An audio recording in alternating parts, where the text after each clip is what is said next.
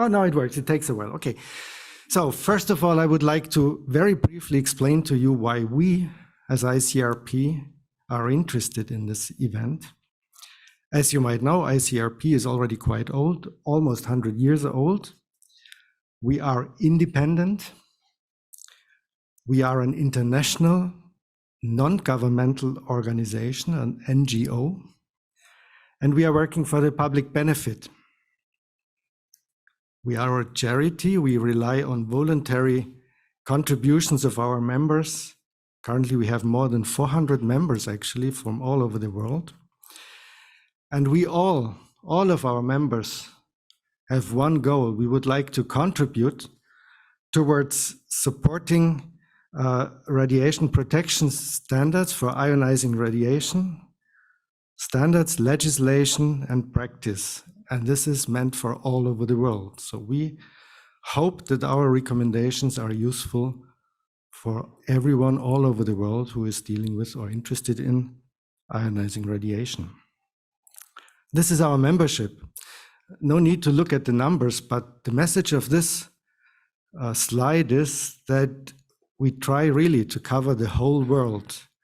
Wherever someone is interested in RP, we hope he or she is reading what we are doing or following what we as ICRP are doing. If you are interested in more details, what our mission is, what we are doing at the moment, please go to our website. We have just published our most recent strategic priorities for the next 4 years. And if you read those, you will find two important things. One is that we regularly evaluate the advances in science and society. And we have to do that because our recommendations are meant to be based on most recent scientific evidence. So we are continuously looking at science. That's why we are here, actually. And it's quite timely now because currently, as you probably all know, ICRP has embarked in a review of the, perhaps a revision of the current system of radiological protection.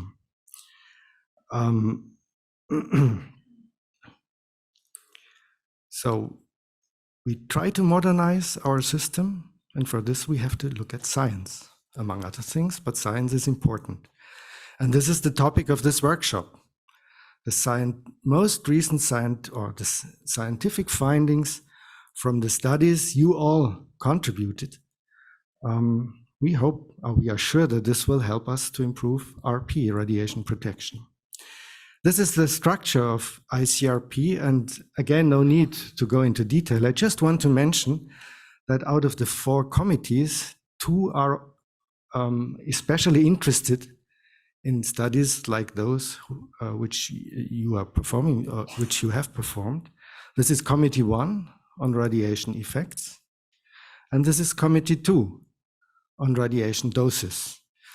I have 5 minutes left, so we should stick at our schedule, I understand that. So what is this workshop? This workshop provides an overview on the program of Department of Energy and Russian Health Studies, which had been initiated in 1994, which is just 30 years ago. Now this workshop is organized together with the Joint Coordinating Committee for Radiation Effects Research, the JCCRER, which is a binational committee representing federal agencies in the United States and the Russian Federation. The workshop is meant to summarize and focus on the results of studies on the workforce of the Mayak Production Association and on the residents along the Teche River, which was contaminated by the Mayak radioactive releases, as you all know, in the 1950s. You know that better than I do. And it addresses specifically epidemiology and dosimetry, and that's why Committee 1 and Committee 2 of ICRP are involved. There is one caveat. This workshop does not address any projects in the Southern Urals that had been funded by other organizations, for example, by the European Commission. For example, there were quite big projects funded by the European Commission, the SOLO project or the SOL project or other projects, which also have been initiated or were initiated in the early 1990s. Those projects and the results of those projects are not considered here. And I would like to stress that these projects funded by the European Commission were performed together with institutions in the Russian Federation, of course, but they were also performed in very close contact to your group to avoid duplicating of efforts. So those were complementary projects, and they also helped to improve the current evidence on radiation effects, radiation-related effects. Now, why are they important for radiation protection, radiological protection? Well, all these joint projects, all of them were performed in the spirit of cooperation for the benefit of science. And we, as ICRP, we are interested in science, as I already mentioned, and we believe that they provide valuable and indispensable input for ICRP to our current project to review and revise the system of radiological protection, and this is for the benefit of all. So if you look at the program, the first part of the program will entirely be devoted to scientific advances by project plus key results indicating dosimetry and epidemiology. And they are jointly presented by American and Russian scientists. Tomorrow morning, we then will demonstrate how ICRP, we in ICRP, Committee 1, Committee 2, several task groups, how we are using those results to develop radiological protection further. So this is the current philosophy of our workshop today and tomorrow. And with this, I would like to finish my short introduction. I wish us all a very fruitful discussion, very interesting results. And from the ICRP perspective, of course, we will very carefully look at those results and start already thinking how we can use it. And with this, I'm already done 1 minute before, yes. Sarah. And I would like to give the floor to the next speaker. I think who is next to present? Natalie Nolan, okay. So please look at the program, which is on our website online. Nolan, okay. It's yours. Thank you. Thanks, and this can be a challenge for a guy who doesn't usually stand still when he talks. So hopefully everybody can hear it. So,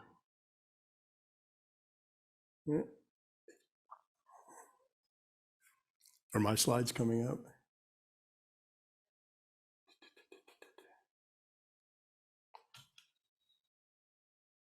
What am I missing?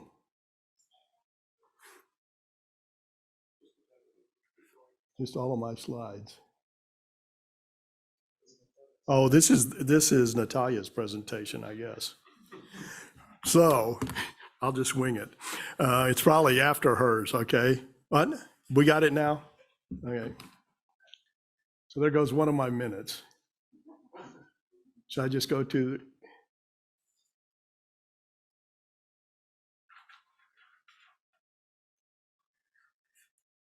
I don't know.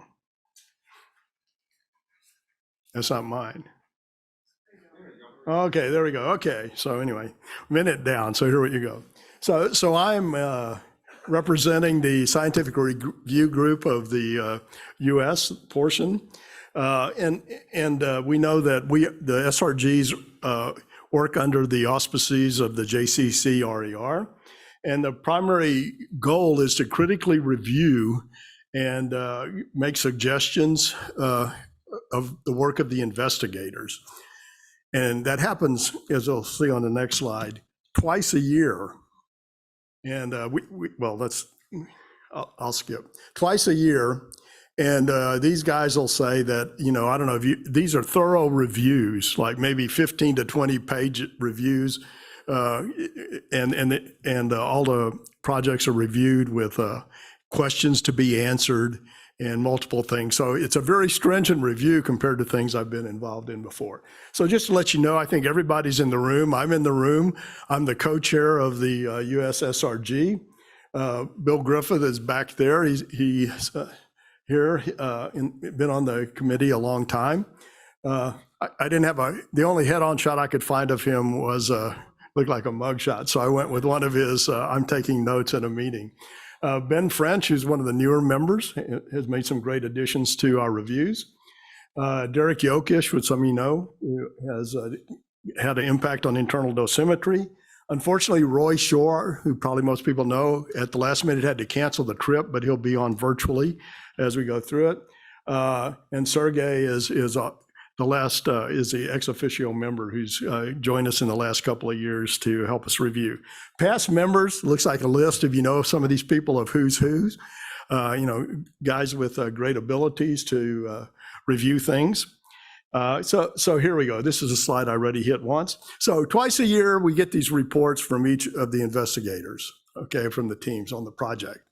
And they're rather substantial. And then we review those and they get a bunch of questions they have to answer, and then they do that. So a lot of effort is put out by the investigators on answering and updating the SRGs, right? We also evaluated proposals. On occasion, we don't recommend who gets funded or not, but we make a recommendation about the technical work of the proposal. Just to show you, there have been a few meetings where both SRGs, the Russian and the US SRG, met together. And so you see some, when you see those photographs between sessions, you'll see some pictures for some of those. So I won't read all of these because I only have 5 minutes, but I mean, these are things we did. You'll notice the words always come up: encouraged.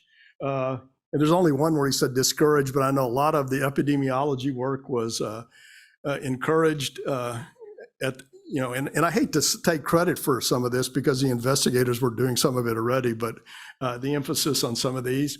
Mayak worker dosimetry, the SRG was kind of crucial to saying, here, the direction you're taking is fine since we're no longer getting data from the Mayak facility starting in the early 2010s. And so this joint exposure matrix, which was another thing that they encouraged, that we encouraged together, right? So I'll skip that. All these will show up if you want to read all my bullet points, but I don't want to take 5 minutes going through them. So the importance of obtaining individual data on cancer risk factors was encouraged and emphasized. It was already being done, but it was done to correct for the incidence of cancers and things. So the SRG was very big for support of continued operation of the whole body counter. One of the things we discouraged was not to study the radon background for the lower Tetra River. And Derek's in here, so he provided advice on the skeletal dosimetry.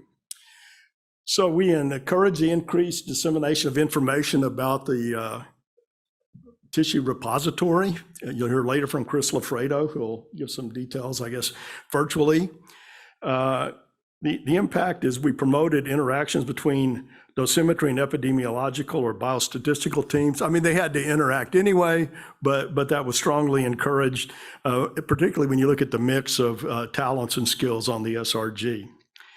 So the USSRG is looking forward to this after this meeting. We hope somehow that the data, at least all the data that can be shared, will be archived in an appropriate manner so that if we want to use it or someone else wants to use it in the future, they're able to get to it. There'll be a final report summarizing the 30 years of scientific effort. And we hope to see additional publications because not everything has made it. And so that's the end of my talk. And now I guess we're going to bring in Natalia, right, for 5 minutes. And I might say, you notice I was listed as a co-chair. Natalia's listed as a co-chair. So we had separate SRGs, but we considered a team effort. Okay, Natalia, we're ready. Наталья, yes. Дальше что я делаю? Поделиться, да?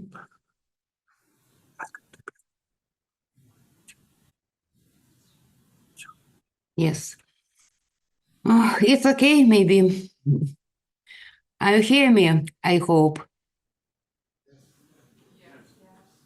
You hear me or not? Yes, thank you. Dear colleagues, first of all, on behalf of the Federal Medical Biological Agency, let me express my thanks for the invitation to take part in this workshop as in introductory from Russian scientific review groups. Some history for beginning. Sorry. Some implementation of the agreement between the government of the Russian Federation and the government of the United States on cooperation in the field of study radiation effects in Southern Urals began in 1997. Specialists from the Ural Scientific Practical Center of Radiation Medicine and South Ural Institute of Biophysics carried out the three first research projects. Then 4 projects were added, and since 2003, the project with Mayak Production Association carried out during 10 years. Evidence of the importance and widespread interest in this study was article in Science in 2005, highlighting the results of the solid cancer and leukemia mortality in the Teche River cohort. In general, over 30 years of research, the following statistics presented in this slide can be summarized. Of course, the impressive statistic data presented are the merit of the project performers. However, scientific review is also of rather importance in such results.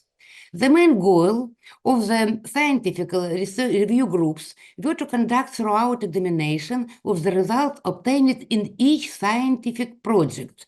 So since 2008, Russian scientific review groups was represented by Federal Medical Biophysical Center specialists in the field of radiation protection and hygiene, dosimetry and radiation ecology, pathomorphology, including academician of the Russian Academy of Science, Leonid Ilyin, and corresponding member of the Russian Academy of Science, Angelina Guskova, whose scientific legacy is highly appreciated by the world scientific community. Regardless of radiation risk-specific data provided by ICRP publication 103, the world science is still interested in question how reliable the system of radiological protection and risk assessment. Therefore, the main task of the researchers is to obtain the most valid assessment of the radiation risk. Currently, ICRP is developing a concept of the further development of the international radiological protection system, and this fact determines the importance of our scientific review. Features of work of the Russian Scientific Review Group are, firstly, development of recommendation for the practical implementation of the obtained scientific data in practice of healthcare and radiological protection regulation. For example, new science knowledge has already found its application in the practice of assuring radiation safety and protection in radiation hazardous facilities in terms of the development regulations, regulations for internal exposure in contact with plutonium.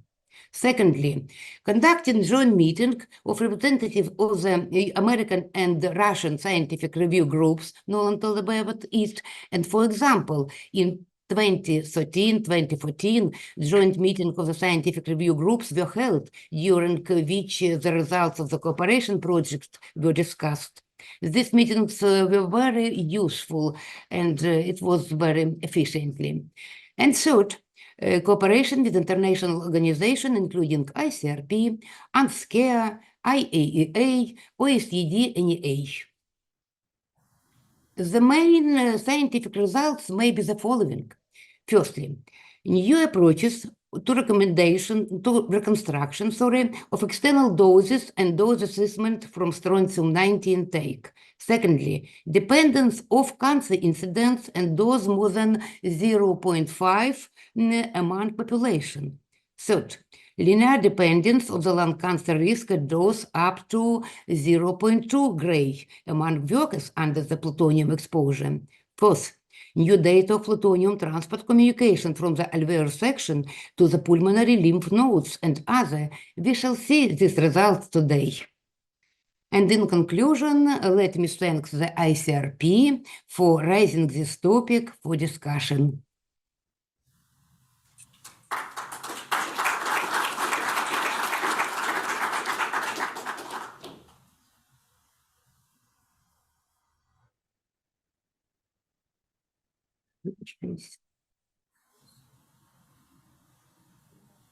Видео самого.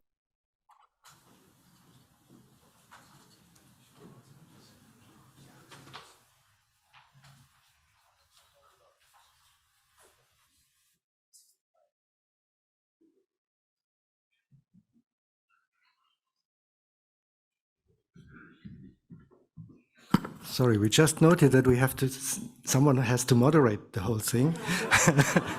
So thank you very much for this presentation. You got a lot of applause. I don't know whether you heard that.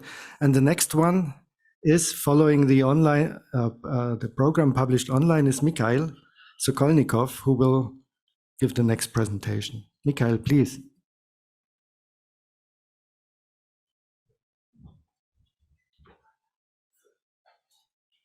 Hello, good afternoon, everybody. Can you hear me? Thank you very much. And I trust you can see my slides as well, right?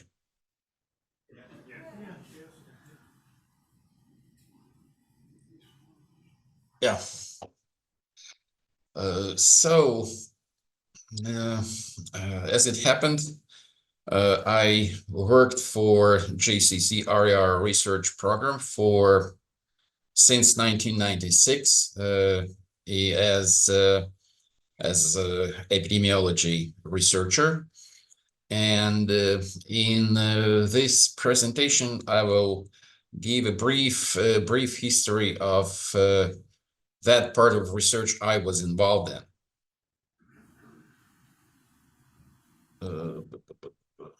Yeah, so basically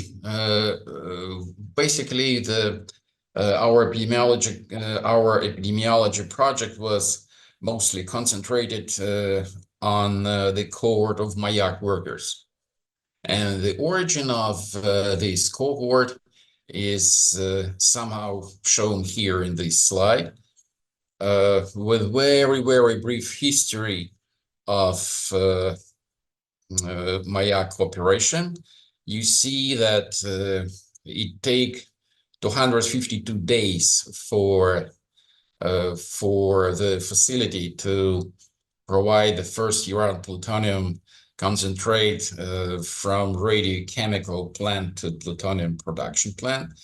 And in 184 days later, on August 29th, 1949, the first Soviet A-bomb was tested at the Semipalatinsk test site. And on the picture, you see that building where so-called the vessel stage of plutonium production technology had been developed. Михаил Артович, пожалуйста, на полный экран выведите нам, пожалуйста, презентацию. Сейчас, одну минуточку. К сожалению, не выведена презентация. Да, отлично, спасибо большое, прошу прощения. Сейчас хорошо все? Да, все отлично, спасибо, продолжайте. Sorry about this technical glitch.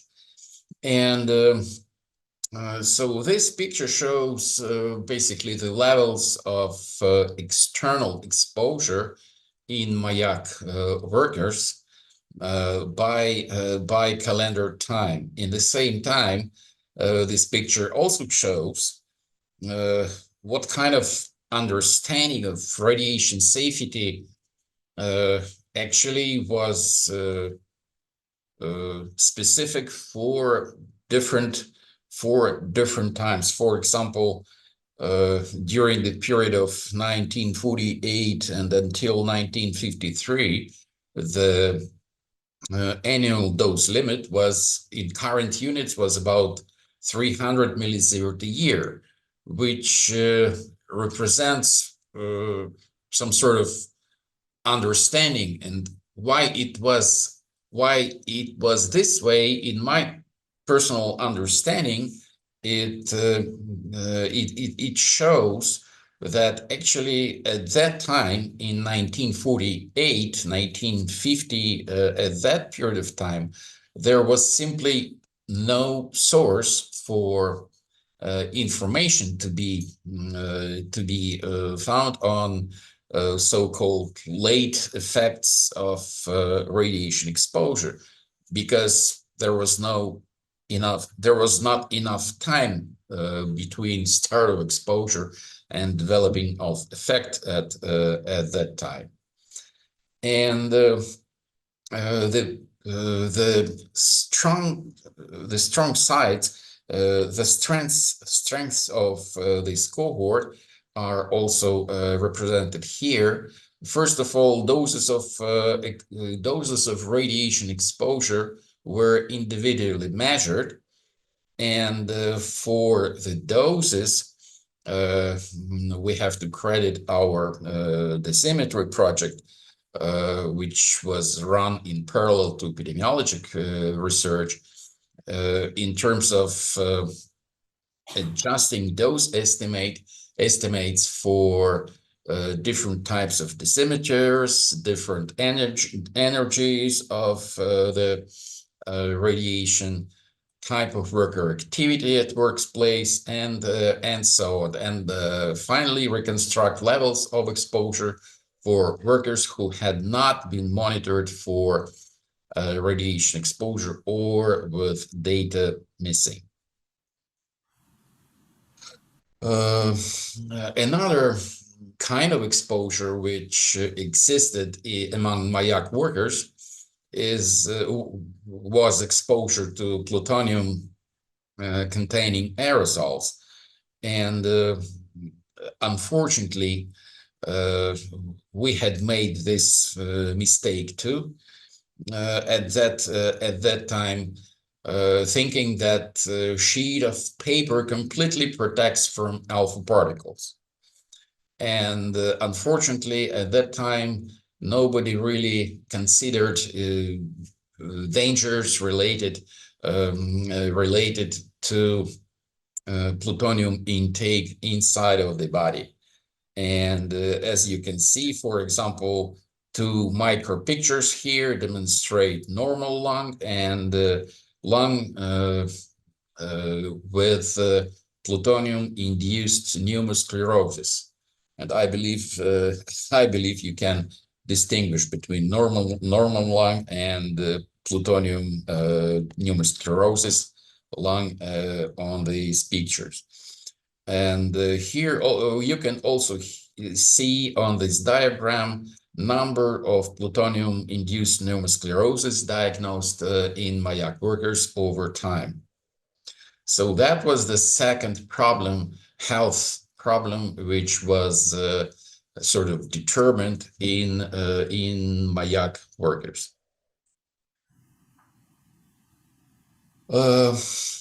In general, first effects registered in Mayak workers were so-called tissue reaction, and for example here, as blue bars, you can see number of workers diagnosed with chronic radiation exposure syndrome over time, whereas so-called late effects, cancer effects, were determined excess cancer deaths started to appear as late and as in the beginning of 60s, and peak of them, according to calculations, of course, they reached the peak in 1995, in the years 1995-2000.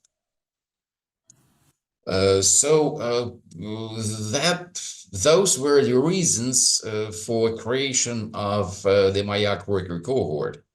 By the end of 70s, it became clear that the most dangerous health effects changed from tissue reaction to stochastic effects. The number of workers who were employed on main Mayak facilities was sufficient to study late effects of radiation exposure with sufficient statistical power. it was possible to identify the vital status of the cohort members. And we had, for that time, we had sufficiently dosimetry information of sufficient quality. So it was year 1990 when two articles for the very first time appeared in Russian open literature. That was, surprisingly enough, that was actually popular scientific magazine Природа, which translates into English as Nature, but just, of course, some magazine with somewhat different purpose, which from Nature, Nature magazine we all know. And very, very soon after these publication appeared in open literature, actually several months after publication, first contacts with the US researchers who are listed here: Marvin Goldman, Dale Preston, Elaine Rohn. First contacts with these people were established, and this activity later on turned out to become the JCCRER. The aim of the research, which was already mentioned today, the goal of the research is to provide scientific basis for improvement of the radiation safety standards, in particular for workers who are at contact with plutonium. What we needed to do is to obtain quantitative estimates of carcinogenic risks from both external exposure and internal exposure to plutonium, based on data obtained from Mayak worker cohort, using, of course, improved and reliable dose estimates. Let me give you a very, very brief description of Mayak worker cohort, which is anyway very well known for all people who were involved in this project. The total number of workers included in the cohort is slightly more than 25,000 people. The number of person years of follow-up currently is about 1 million person years of follow-up, with about 2,000 deaths from different kinds of cancer. The most of workers were from radiochemical plants, slightly more than 9,000 workers. And again, very brief dosimetric characteristic of the cohort. The highest doses of external exposure were occurred among radiochemical workers. And highest doses of plutonium exposure occurred among workers from plutonium main departments of plutonium production plants, which are shown here: plutonium production 1 and plutonium production 2. So for the results of epidemiologic research, what we obtain among other characteristics of late health effects in Mayak worker cohort was estimation of lung cancer risk in terms of both mortality and incidence. Well, incidence actually was investigated in terms of European-funded project, EC-funded project, but nevertheless I decided to show it here. So for both mortality and incidence, we obtained sort of very comparable figures, very comparable to those of acute radiation exposure occurred in LSS cohort. For example, lung cancer mortality per sievert, increase of lung cancer mortality per sievert in Mayak worker cohort is in very good coincidence between, for example, LSS cohort estimates. And of course, this comparison of acute gamma versus chronic gamma exposure was one of the main interests of the project.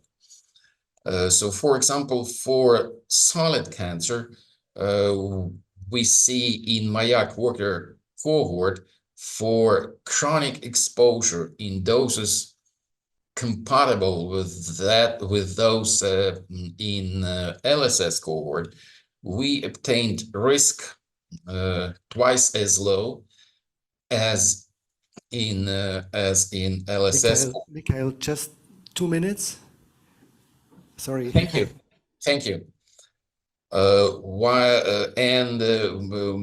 More or less similar results we obtained for the leukemia effect, with risk of chronic exposure, which is quite lower comparatively to that of acute exposure. Getting back to lung cancer, this is dose response curve, if I can call this curve, for lung cancer and alpha exposure. And what is more important, based on this dose response, we also calculated the annual increment of excess lifetime risk of lung cancer for intake of plutonium at level of annual limit of intake per year. And as you can see, for different scenarios determined by start age of intake, almost for each scenario, this level of annual increment of 1 to the power of 1 times 10 to the power of -3, which is one of the basic limits of acceptable risk in radiation safety standards. This level is exceeded by the lifetime risk of lung cancer.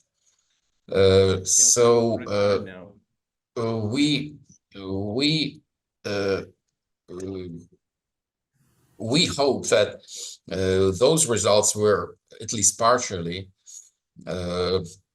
accounted for by ICRP when they increased those coefficient for plutonium in their current recommendation, which decreases the annual limit of intake for plutonium dioxide from 1300 to 800 becquerel per year.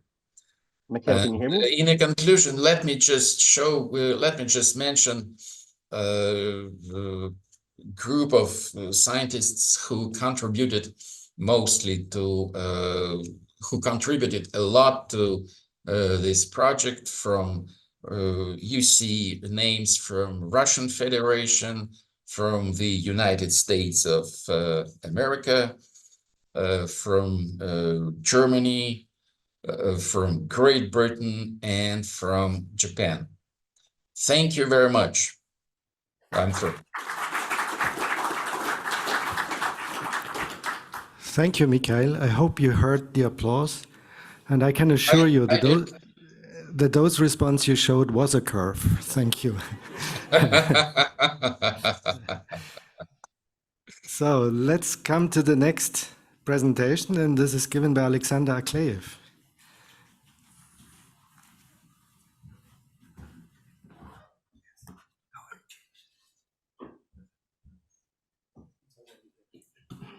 Good day, dear colleagues. Okay. For any research, 30 years, it's a long period of time. That is why I would like to dwell upon to the evolution of the research performed within the framework of the agreement in the Urals Research Center for Radiation Medicine of Federal Medical Biological Agency of Russia. I would like to start with the fact that next year, the ICRP will celebrate the 70th anniversary. The center was founded in 1955 to provide the medical assistance to the residents of the Techa riverside settlements, who, as you know, was chronically exposed for many years as a result of discharges from Mayak into the Techa River. After the 1957 accident, the center was also involved into the provision of radiation safety for the residents of the East Urals radioactive trace. First medical examinations and dosimetric studies on the Techa River began in 1951. They were performed by mobile teams of the specialists of the Moscow Institute of Biophysics. Since 1955, medical follow-up and dosimetric studies have been conducted by the staff of the ICRP. The following measurements of environment have been performed over the whole period of time after the releases into the river and emission in 1957. Gamma fields along the shoreline, in the floodplain, and in the settlements, the level of water, foodstuff, contamination with the radionuclides. In 1987, a computer medical dosimetric database was created in our center. The findings of all previously conducted dosimetric studies and the results of the medical follow-up served as the information base for the future project in the framework of the agreement. As you can see from the table, both post-mortem and in vivo measurements, including those of the strontium-90 and cesium-137 body burden for the population, were conducted with the various techniques. Tissue and excreta radiometry, bone and urine sample radiochemical analysis, tooth bit accounting were used. Monitoring of the strontium and cesium body burden for the population has been performed since 1974. On the unique whole body counter, more than 20,000 people have been examined. A lot of exposed people were examined multiple times. I would like to note that Russian-American agreement was preceded by our collaboration with the Radiation Effect Research Foundation in Hiroshima. The collaborative project led by Dale Preston was carried out from 1995 through 1998. The project aimed mainly at the development of the methodological approaches to data collection and data analysis. The ways to improve the quality and completeness of the information in the database were evaluated. The formation of the comparison group was discussed. Special attention was paid to the sources of information on incidence cases and causes of death, their verification, and vital status follow-up. Within the framework of the agreement, our center has performed 3 projects. I would like to start with the project focused on the physical preservation of the data collected from 1951 through 2002.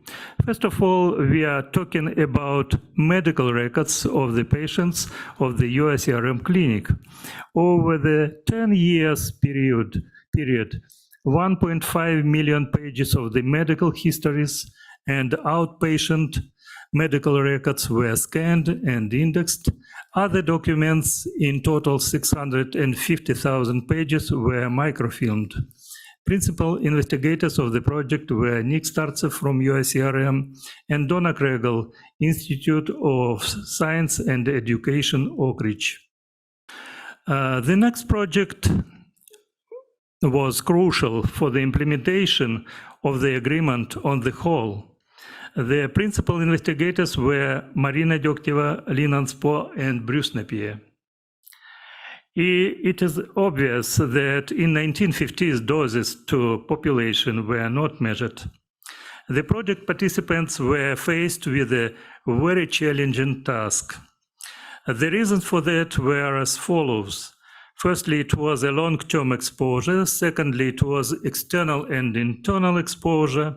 It depended on the place of the residence and the period of residency. Then, due to the various reasons, radiation situation changed over the time. I am sure that the project participants will tell us today how they coped with these challenges. The main point is important today that the project has been mainly completed successfully, and individualized doses for 23 organs for the population have been estimated for the members of studied cohorts. The development of the Techa River dosimetry system was critically important. In the table, you can see the TRDS evolution. In the first version of the system, TRDS 2000, only doses due to the exposure on the Techa River were calculated, and only approximate estimates of releases were used. More detailed data on the discharges became available for analysis in 2006 and were used in the subsequent versions of the system. Moreover, additional sources of exposure, EURT and gas aerosol emissions of the Mayak PA were integrated. In TRDS 2009 and TRDS 2016, strontium body burden measurements were used to obtain individualized doses of internal exposure. Data on the location of the individual households were used to refine the doses of external exposure in TRDS 2016. Validation of estimated doses performed together with the European colleagues was very important. The following methods were used: thermoluminescent dosimetry, electron paramagnetic resonance, and fluorescent in situ hybridization. Epidemiological project was devoted to the assessment of the carcinogenic risk in accidentally exposed population of the Urals region. Principal investigators of the project from the American side in different periods of time were Dale Preston, Elaine Ron, Terry Thomas, Faye Davis, Dan Hoffman, and Dan Stram. From the Russian side, Mira Kosenko, Lyudmila Kristinina, and I. The main task of the project was the assessment of the radiation risk of cancer and leukemia in case of chronic low-dose rate exposure. The overview of these results of the project will be highlighted in a separate presentation. I would only like to note that the risk estimates were mainly improved thanks to the refinement of the dosimetric estimates, increase in the health status follow-up period for the exposed individuals, and improvement of the completeness and quality data used in the project.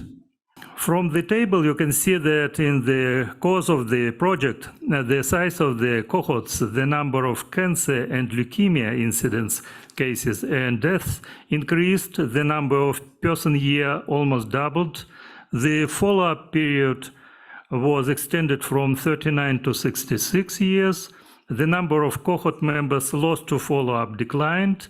All this resulted in more reliable risk estimates. However, some scientific tasks remained incomplete. In conclusion, I would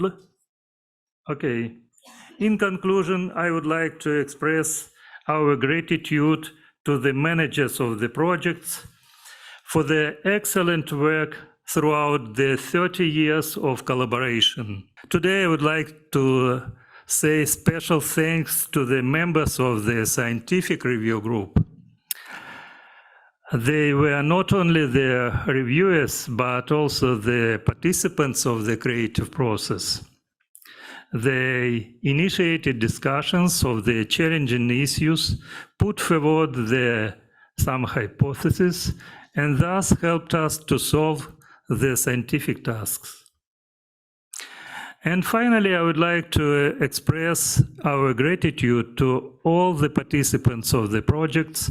Over all these years, we worked as a team that united not only the scientists, but also other specialists, engineers, technical assistants, laboratory technicians from different countries. Epidemiologists and dosimetrists worked closely together, and I'm sure that this was the key to our success. Thank you very much.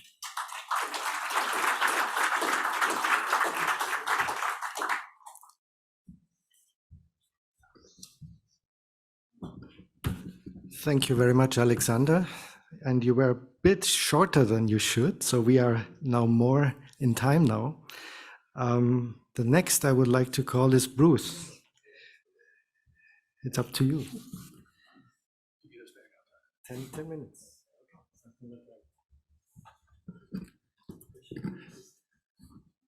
Okay. All right. I thought, since this is the JCCRER Russian studies portion, and we've been already talking about projects by number, that I would go through and give everyone an idea of what these projects really were. The JCCRER, when it was set up, had 3 directions. Direction 1 was community health effects, the people living around the Mayak facility. Direction 2 was the worker health effects, the workers in the study. And direction 3 had to do with information technologies and decision-making for radiation accidents. Now, the DOE Russian studies are directions 1 and 2. Direction 3, they had a couple of workshops. They did some radiation accident joint exercises, but we're not going to talk about those guys. Project 1.1, which Dr. Chelyabinsk has just described, is still to provide the radiation doses to the people living in the vicinity of the Mayak facility, along the Techa River, in the East Urals radioactive trace, and other places nearby, in support of the epidemiology study. Project 1.2a, as has been said, Nick Startsov and Donna Kregel helped initially to gather all the information together from the paper records that existed when back in the mid-1990s, and make a computerized database out of them. Project 1.2b was the follow-on from that, again described to do the epidemiology work for these cohorts. We now call them the Southern Urals populations exposed to radiation, the super cohort. That acronym started as a joke one day in a meeting, and it stayed. It was a continuation of the early work started by Dale and others at the U.S. National Cancer Institute. Project 1.3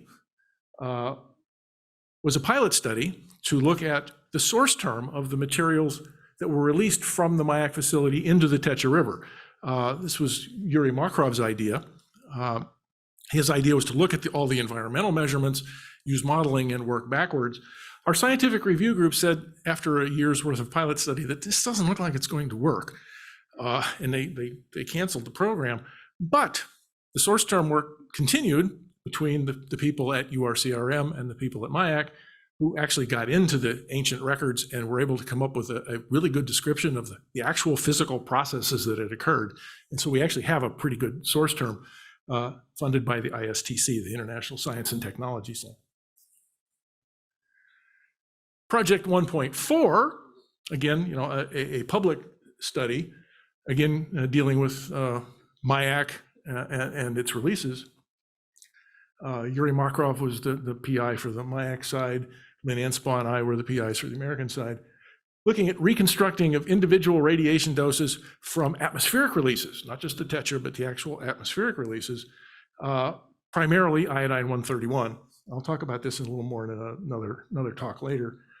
But we actually made it through a lot of information before the Mayak facility stopped participating around the year 2009. But we got enough information out of that we're actually able to use it in Project 1.1 to estimate the thyroid doses for the people in those cohorts. Now we move over to the worker side, Project 2.1, metabolism and dosimetry of plutonium industrial compounds. Valentin Kokrikov and Ron Philippi, who's from Washington State University, I live a block from WSU, was a study to compare the autopsy systems of the US Transuranium Registry with the Mayak work. And while that was going on, they also transferred a whole body counter from the Rocky Flats plant in the US to the Southern Urals Biophysics Institute. Project 2.2, which we'll hear more of today, the Mayak worker cancer mortality study, Mikhail Sokolnikov, primarily on the Subi side, Elaine Ron, Ethel Gilbert, Dan Stram, with Dale, to assess the carcinogenic risks to the workers from external exposure and internal exposure to inhaled radionuclides. This is the first study to really demonstrate statistically that inhaling plutonium is not good for you. Project 2.3 was one of the early studies looking at deterministic effects. As Mikhail showed us earlier, in the early years of the facility operation, that he said the average dose was 300 millisieverts.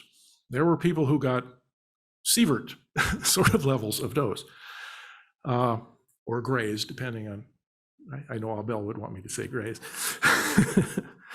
And they actually came up with some, they looked at the dose response models for acute exposure to radiation. This one was actually sponsored by the US Nuclear Regulatory Commission. I should say that the JCCRAR was funded by many agencies in both countries. In the Russian Federation, there was the Ministry of Health, Emercom, Rosatom. In the US, besides the Department of Energy, was the Nuclear Regulatory Commission, the Environmental Protection Agency, the National Aeronautic and Space Administration, NASA. They're worried about exposures of astronauts, and our National Cancer Institute. Project 2.4, Mayak worker dosimetry. From the Mayak side, initially, Mikhail Gorilov and Evgeny Vasilenko from the Southern Urals Biophysics Institute, Valentin Kokrikov, Viktor Kokrikov, Anatoly Shadilov, Jack Fix, Bob Sherpels, eventually rolling it down to a name that you're going to see a lot of today. It's me again. Looking at the dose reconstruction, as Mikhail said, for the Mayak workers. Project 2.5 was really looking at improving the plutonium dose assessment methods. Sergei Romanov, Katerina Zaitsev, and Ray Gilmet and Guthrie Miller at Los Alamos. This was actually, it kind of preceded Project 2.4, but the numbering scheme is such that they were 2.5. But this was merged into Project 2.4 around 2010. Project 2.6 was molecular markers of lung cancer, looking at blood work. Steve Belinsky from Lovelace and Vitaly Telnov from Subi, again, demonstrated that you could actually look at certain cancers and see where that there was a marker, so that there was actually a genetic marker that you could look at and say, yes, this was a radiation-related cancer.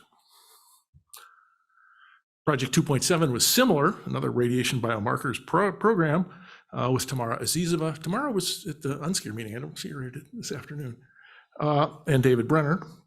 And again, they also demonstrated, there's statistically significant dose responses between plutonium exposure and things that they could measure in blood, with enough sensitivity that they could see internal exposures versus external exposures. Now, that was really quite interesting. Project 2.8 is the Mayak worker tissue repository. Evgenia Kirillova at Subi and Chris Lafredo, who will be talking to us later this afternoon, looking at developing, maintaining, advertising, and getting people to use a tissue repository for doing studies on human health effects of radiation. Project 2.9, a database integration program. Again, Mikhail Sokolnikov and Dale Preston and his coworker Eric Grant basically took what we called the sneaker net and put it together into an actual connected set of databases so that we could actually use this information without having to copy it by hand all the time. So that's my quick introduction. You'll be hearing more from me later.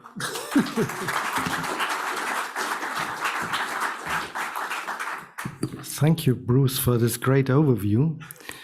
And now we get into more detail. Before the coffee break, we will get a number of presentations on dosimetry. And after the coffee break, we will continue with epidemiology. So the next presentation is on the dosimetry for the Techa River cohort, Project 1.1. Elena Shishkina, she will present remotely. I hope it works. Elena, are you here? Yes, I'm here. Do you hear me? Yes, excellent. And we see your transparencies. Oh, okay, great. Dear colleagues, let me present a short information about the Project 1.1. The strategy goals of Project 1.1 were as follows: to elaborate the Techa River dosimetry system, providing the individual doses for population exposed to releases by Mayak Production Association, to verify the approaches and validate the dose estimates, to provide an appropriate description of uncertainty of individual dose estimation.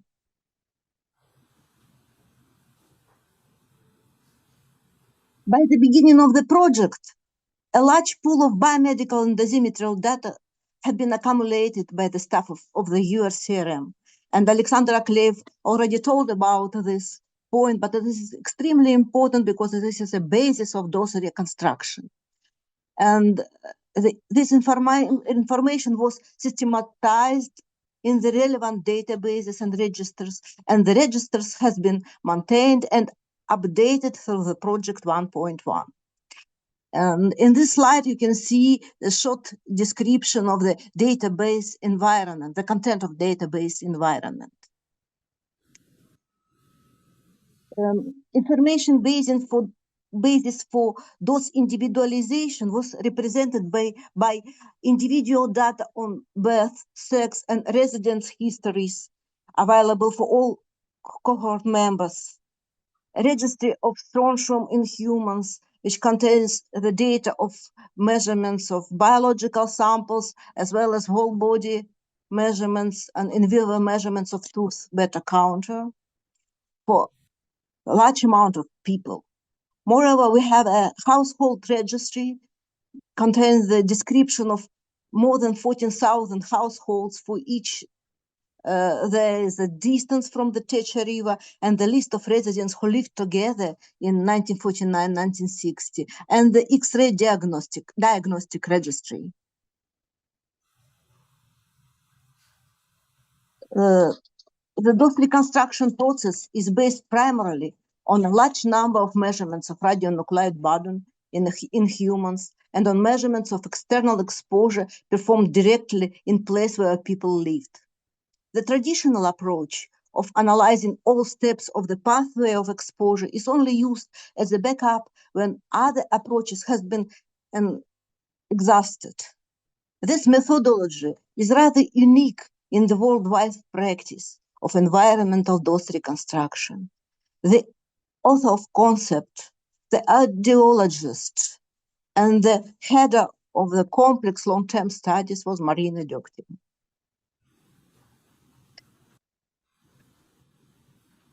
So, internal dosimetry was based on two main scenarios. The first is the scenarios of the Techa River contamination, the contamination of the areas near of the Techa River. And the second is contamination of East Urals radioactive trace. I mean, populated areas of the East Urals radioactive trace.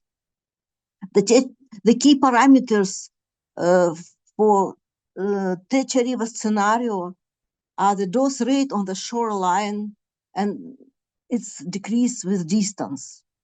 For 1950 and 1951, just a small amount of dose rate measurements were available only.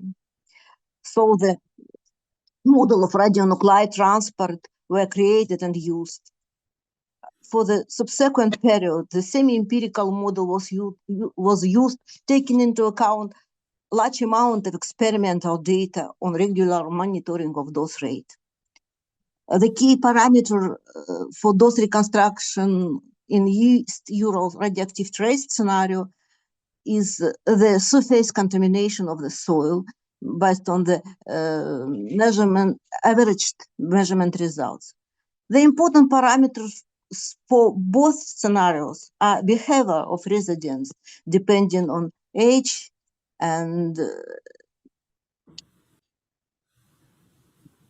let's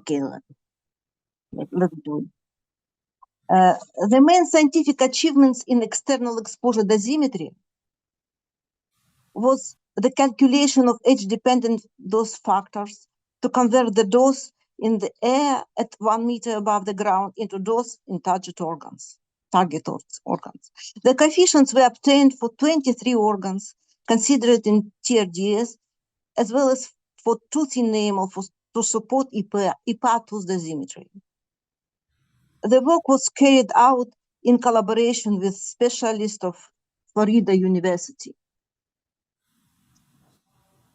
The basic concept of internal radiation dosimetry includes the calculation of group average doses typical of a certain sex and age for a person based on reconstruction of radionuclide intake and combination of biokinetic and dosimetric modeling. And those doses are then individualized using measurements of 19 strontium content either in the person body or in the body of his or her family members. When creating a system for calculating internal radiation doses, an original method for reconstructing the relative intake was developed using in vivo measurements of beta activity in teeth with tooth beta counter. This task also a step forward in inverse problem solution, in mathematics.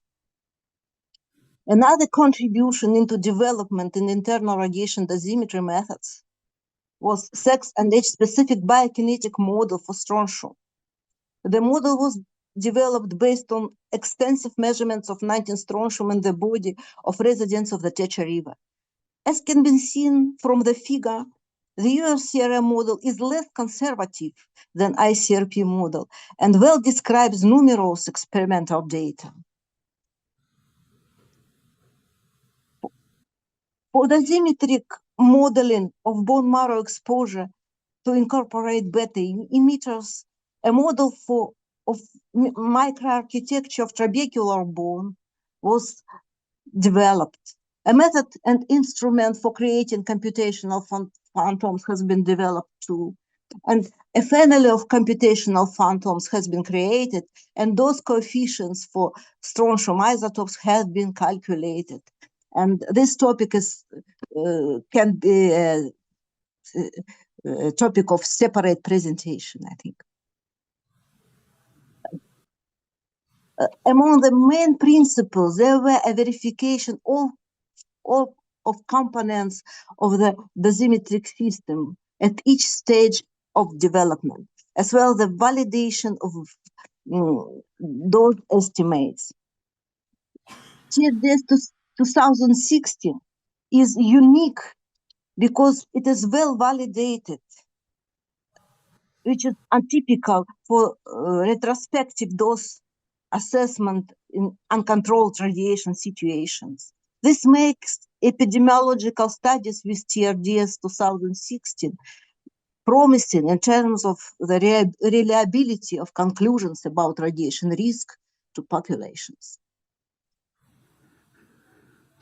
There have also a number of achievements in the field of validation of dose estimates. In the framework of retrospective dosimetry using TL on ceramic building materials, for the first time ever, the method has been used to reconstruct doses accumulated in the bricks during the prolonged period of exposure from radioactive pollution of the environment. During the time change in the environmental contamination and source configuration occurred. It was a challenge for those reconstruction. Monte Carlo simulations of exposure history were involved to support the experimental task.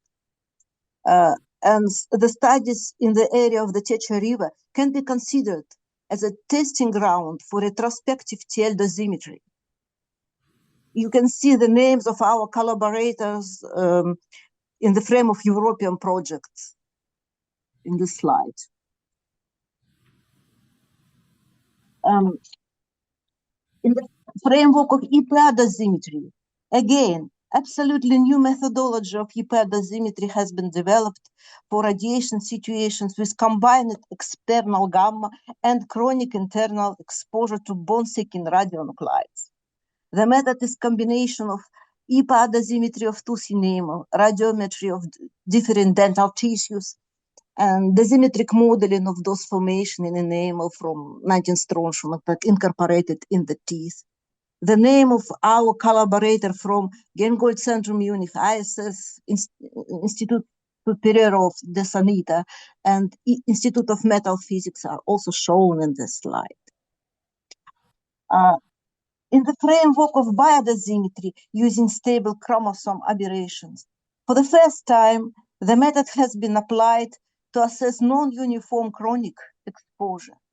The yield of radiation-induced translocation had been due to contribution of red bone marrow exposure and uniform whole body exposure to external gamma sources. Two approaches have been developed to interpret the results of biodosimetry. The first is the empirical dependence of translocations yield on red bone marrow dose. And the second, the concept of modeling the formation of and circulation of T lymphocytes. The name of collaborators with European projects are also shown in the slide. Over 30 years, 2002 scientific papers were published in peer-reviewed journals. A few more are in preparation. The results were presented annually at scientific conferences.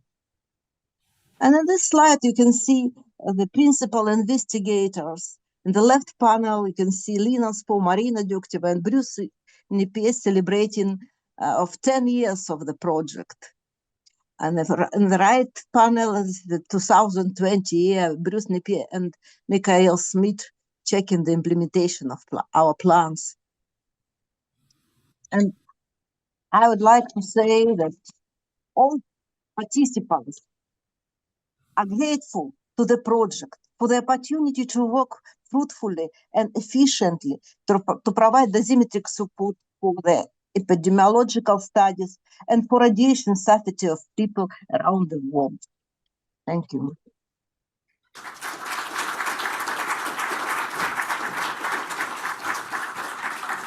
Thank you very much, and especially thank you that you demonstrated with your examples how the European studies complemented and supported also the studies from the US and Russia, and how they inform each other for the benefit of the whole project.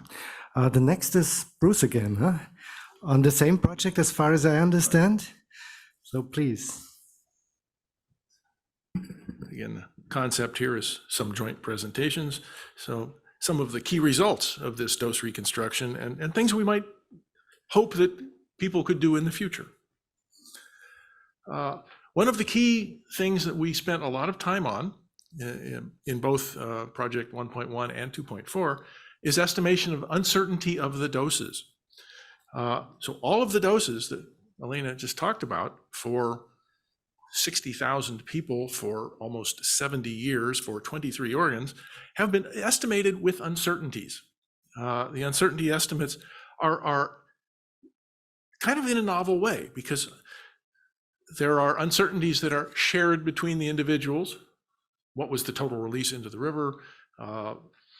There are uncertainties that are not shared. How long did any one person spend down by the river? They consider different types of uncertainty. There's classical measurement error, the kind us health physicists are used to thinking about. You know, you measure something several times, you get slightly different answers. But there's also what's called Bergson error or grouping error, where we have a value, say a measurement in a village, and we assign everybody in that village that measurement. That's a form of uncertainty. And we try and look at autocorrelations over time between these things. And all of these are saved for the epidemiologists in our cohort files. And again, it's an awful lot of people with an awful lot of numbers that becomes something like a terabyte of information every time we run these calculations that I then hand off to Dale and he has to figure out how to deal with it. We've been using something called HDF5, which was actually developed at CERN for dealing with gazillions of interactions, which makes it something that we can actually deal with and get information out of. There are, in the Tetra River dosimetric system, a number of parameters. When you look at all the years and all the villages and all the pathways, it's over 1,500 parameters, which we then characterized as being a constant, a classical uncertainty, a Bergson uncertainty, a shared uncertainty, or a group, an individual uncertainty. So all of those go into the two-dimensional Monte Carlo system. Now, 2 dimensions. The outer dimension is kind of the environment. It's the river and the conditions in the villages. And then the second dimension is you bring in the people. And so for every uncertain realization of the environment, you again run all of the people through them with their own uncertainties. And this is what we call a 2-dimensional system, and is what generates so much information. This is a picture of the doses. On the colored red line over there is the total dose using the TRDS point estimates. It's a cumulative distribution of all the doses of all the people. And on the right is just an example of the cumulative probability of 5 of the 1,500 realizations generated by the stochastic system. So you can kind of get an idea how much information there is and what the variability is, and also how big some of these doses were. And speaking of how big these doses are, this is kind of just a summary table for the Tetra River and the East Urals radioactive trace cohorts for the arithmetic mean, for the active marrow, and the geometric mean, because these are log normally distributed results. And you can see the GSDs run from about 2 to 3, which isn't too bad. We're within an order of magnitude for everybody. And you can see that the marrow doses are quite a bit higher than the stomach doses for most people. And as Elena said, the predictions as well as the models have been validated using thermoluminescence, electron paramagnetic resonance, and fish measurements. So again, this is just one of the examples here. But we do think that these doses are fairly well validated and makes them fairly reliable for use. There are a number of things we would like to be able to do in the future that are not going to happen immediately.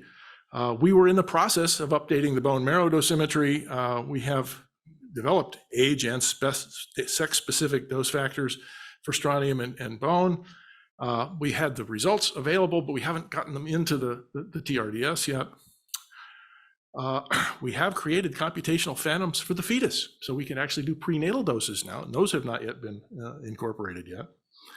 We'd like to update some of those 1,500 parameters. One of the most important ones is one called T1. How much time did somebody spend down by the river?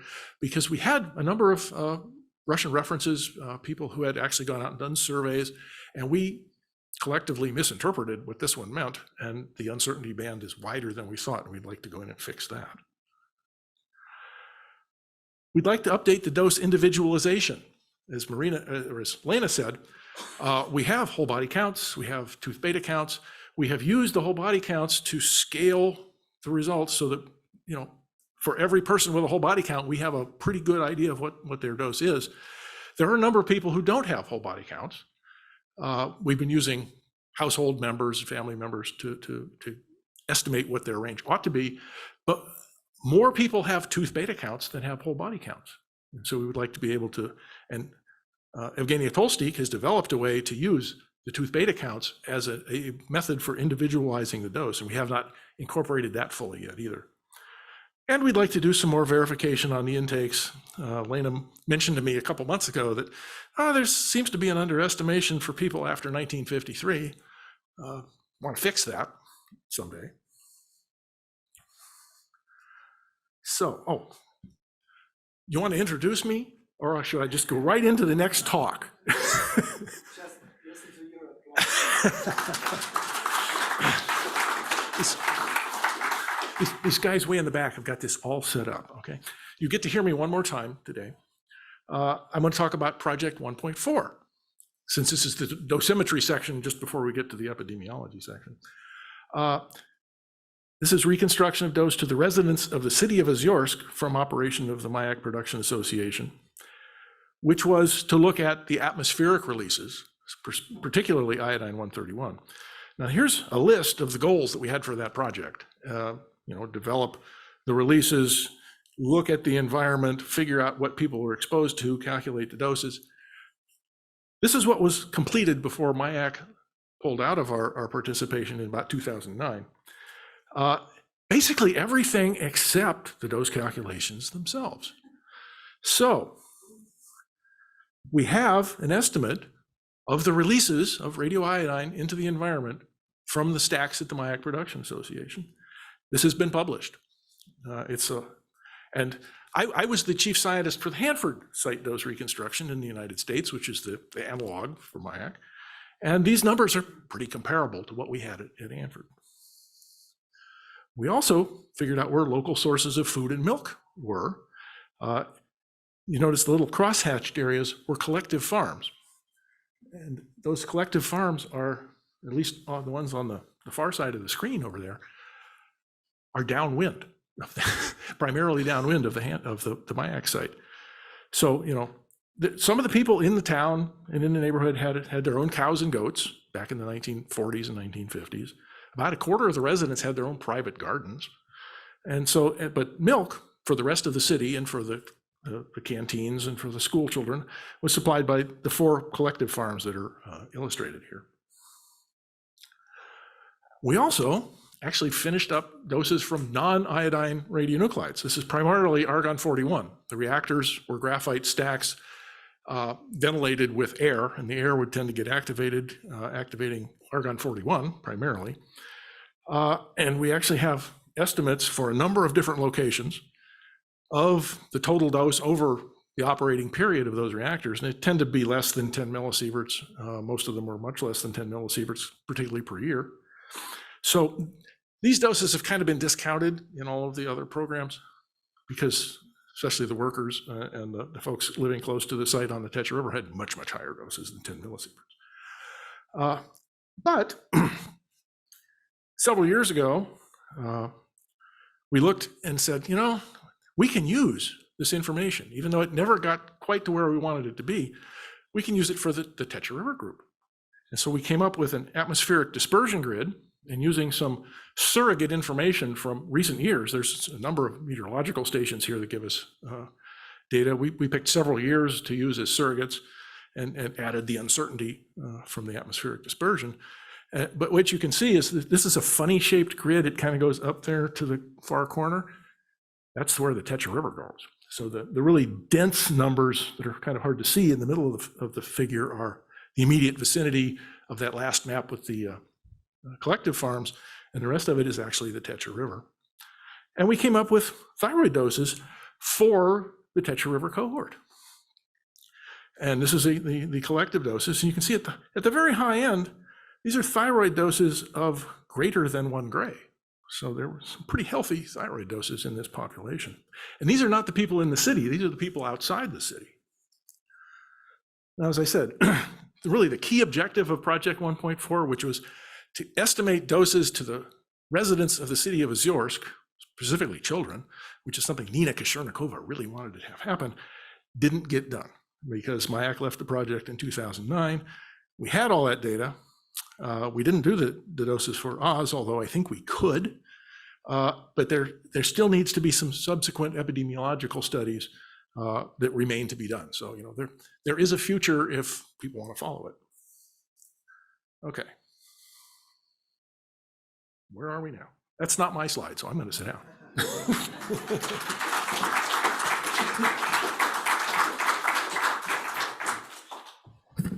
Thank you, Bruce. We are in time. Thank you. And we are coming now to another talk on Mayak dosimetry. I think so. Wait a minute. Yes, sure. And this is given by Alexander Efimov remotely again. So could you please, Alexander, could you please start? Yes. Okay, we hear you and we see your slides already, so it seems to work. So please Okay, go. thank you. Dear colleagues, let me give you an overview of the goals, tasks, and the main results achieved within the framework of the project Mayak dosimetry. I will focus on the key issues of the project and its latest results. Александр, пожалуйста, переведите в полный формат презентацию. Будьте добры.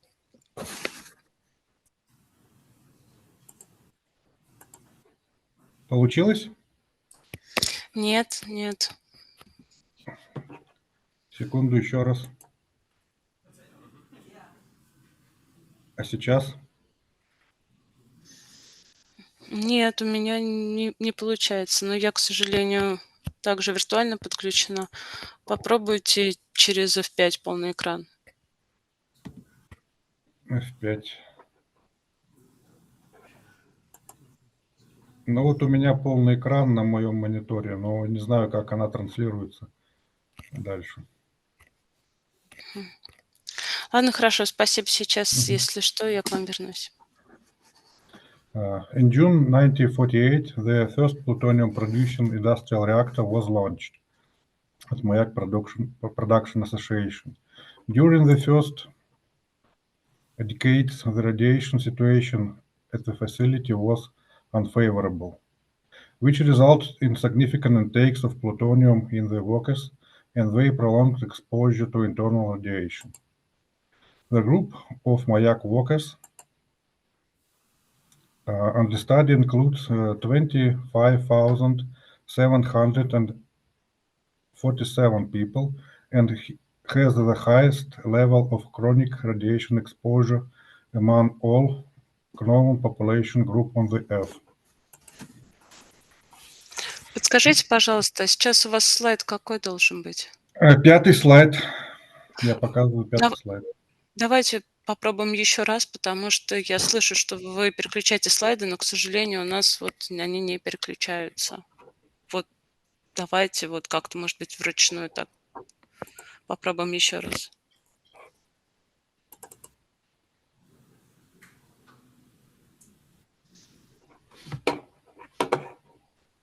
Сейчас, Александр, мы видим только вас.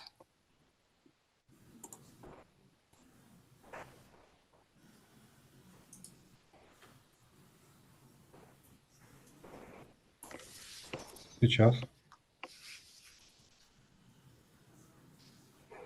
Dear colleagues, do you see the presentation?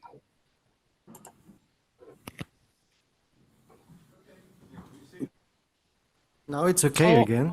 Oh. So please just continue. Yeah, it's okay now. Slide 3, yes.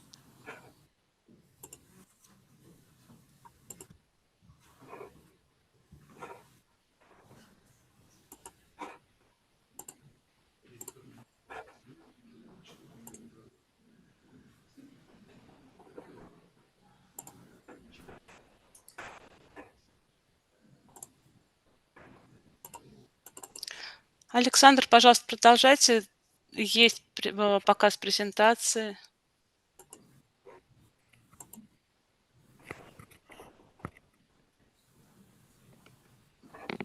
This is slide number 5. Yes. Do you see it?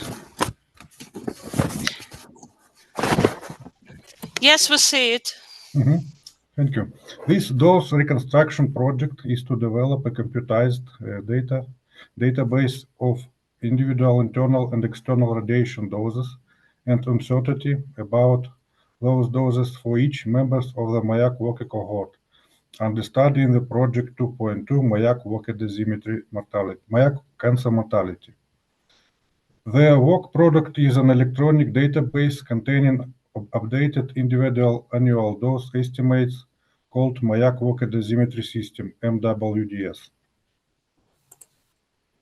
The basic assumptions. The main dose-forming radionuclide in the internal exposure of cohort is plutonium-239. The radionuclide chronic intake is under consideration, but acute intakes are not included. Dose estimates are based on urinary excretion of plutonium and workers' exposure histories and conditions. The calculations use a biokinetic model with parameters relevant to the conditions of exposure. At the early stage of the project, the source data was verified, the limit of nuclide detection were determined for different techniques used in different period of time. The method of alpha spectrometry was implemented. Саша, извини, пожалуйста, не забывай слайды переключать. Я переключаю. Видимо, какая-то задержка идет. Мы все еще видим только 5-й. Я не знаю, почему это происходит.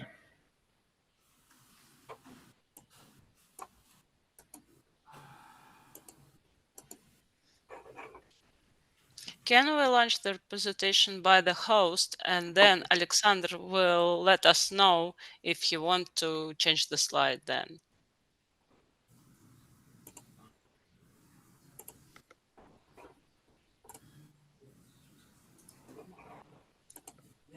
Вот сейчас вроде нормально. Scooted up one. We were on slide 7, Alexander. Oh, he just finished 6. Go to the next one. There, we're on 7. 7-й слайд выведен, Александр. Я уже перешел к 8-му. That's great, then please let us know. Slide 6, slide 7, slide 8, then.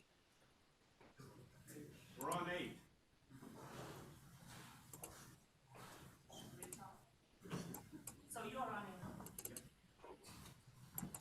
Okay, we are running it from here, and we have slide number 8 on the screen. So let us know when you want to move to the next one, okay? Slide number 8. Yes, we have number 8 on the screen. This slide represents the evolution of characteristics of the methods for measuring plutonium content in urine. The primary trend is increasing the sensitivity of the measurement technique, which was required due to a decrease of plutonium intake levels over time. Slide number 9.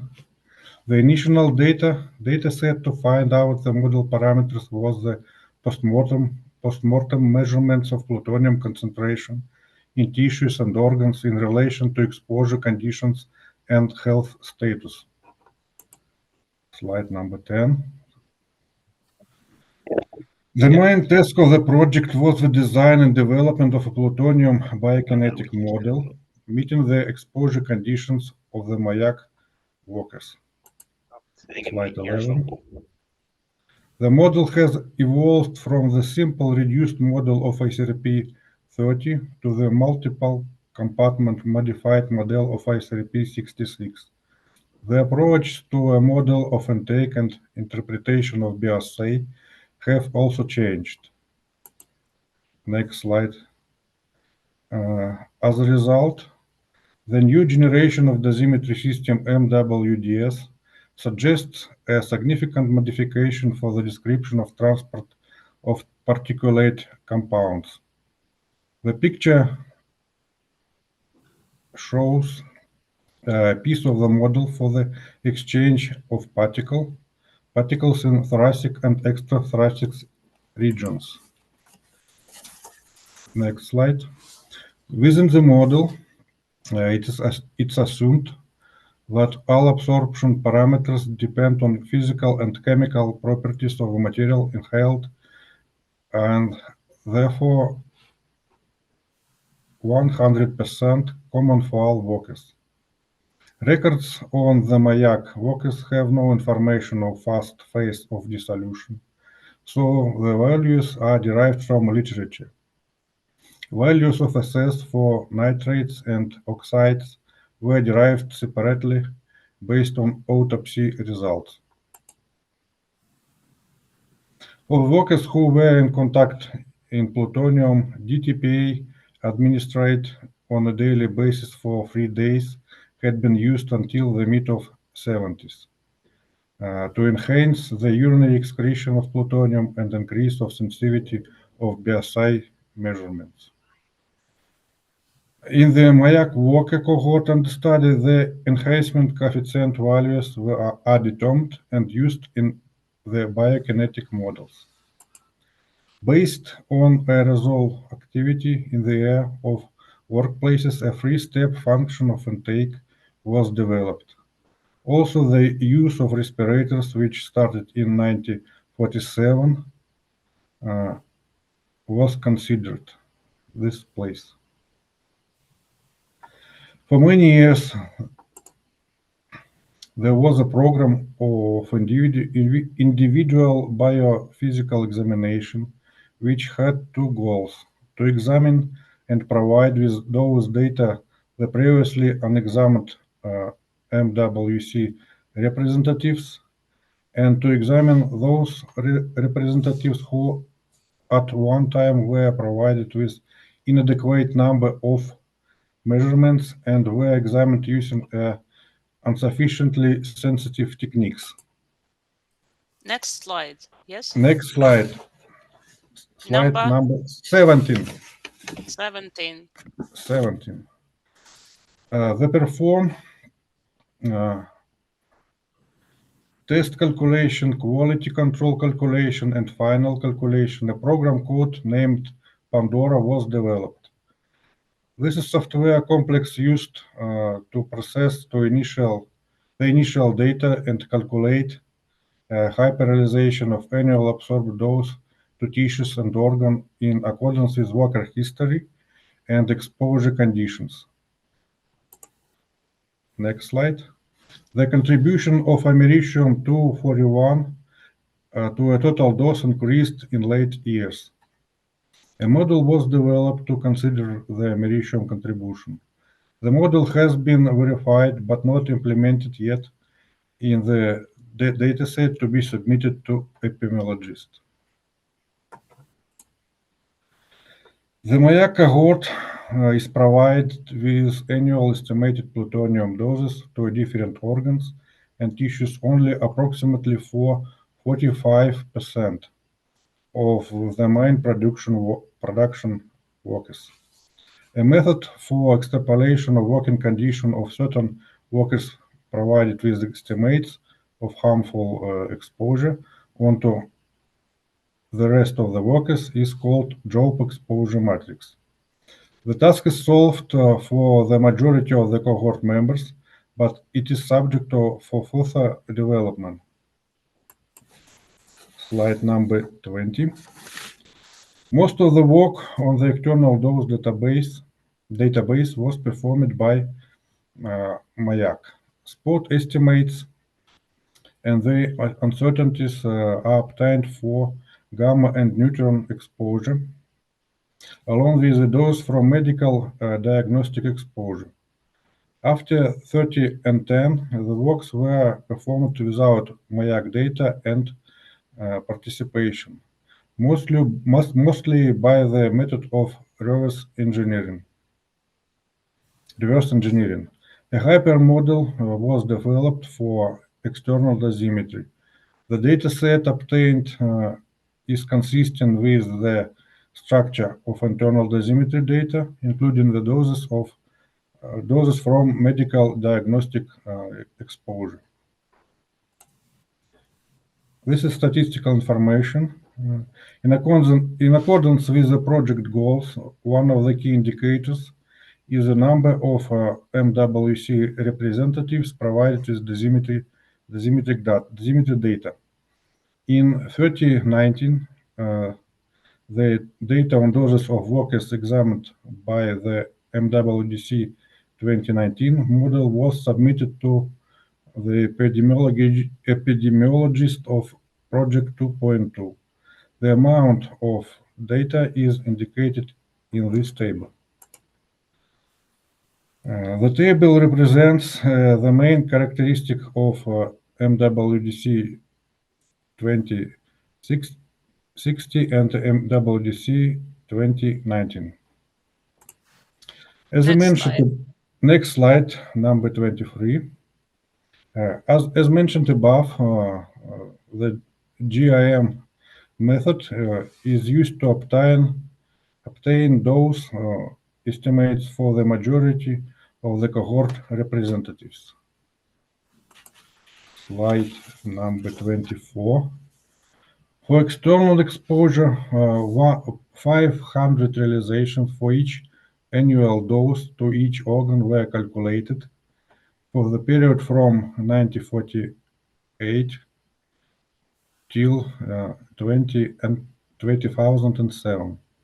The doses due to medical examination were calculated based on available medical records. This data is available for about 48% of workers only. The data supplemented is one of priorities for the future activities. Slide number 25. The research of those reconstructions for the Mayak workers have been noticed by the global scientific community and mentioned in ICRP publication 141. This is our current Russian participants of the project and their role in it. For the long period of project, a large number of scientists have applied their knowledge and experience to achieve the project goals. We would like to express our gratitude to them. Thank you for your attention and long-term fruitful cooperation. Thank you. Thank you very much. I hope you heard the applause. And now we come to the last presentation before the coffee break. And this is now a presentation not from the US or from Russia, but from Great Britain, right? Okay, Richard, please. The floor is yours. Which is it to move the slide, is it? The green one. The green one. Okay, thanks. Right, I better move this down a bit. Okay, thank you. Right, Alexandra has given a very good survey of the internal dosimetry for the Mayak workers.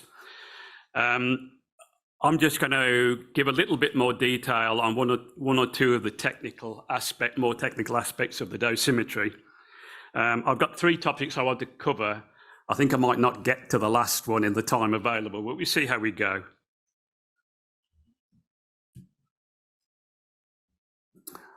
Okay, done that. The first and extremely rather knotty topic is hyperrealizations. One of the novel features of the Mayak internal dosimetry has been the rather elaborate statistical calculation that's been done taking into account probability distributions. I should say before I go any further that this work essentially was done by the late Alan Birchall and Matt Puncher in collaboration with Subi colleagues. Okay, so a standard calculation such as we might have done when I started internal dosimetry about 40 years ago. You assign default parameters to your biokinetic models. you run the models in forward mode using a dose of 1 becquerel. And you get a single answer, 1 dose per unit intake. To run it in reverse mode is quite straightforward. You use those same models to generate excretion curves. You analyze your excretion data. You use something like maximum likelihood estimator to come up with the best estimate of intake. And then you plug that into your dose per unit intake and you get a single figure, a single dose. And that's the end of it. That's the way we used to work. But it takes no proper account of uncertainties in the model parameters. And these can be considerable.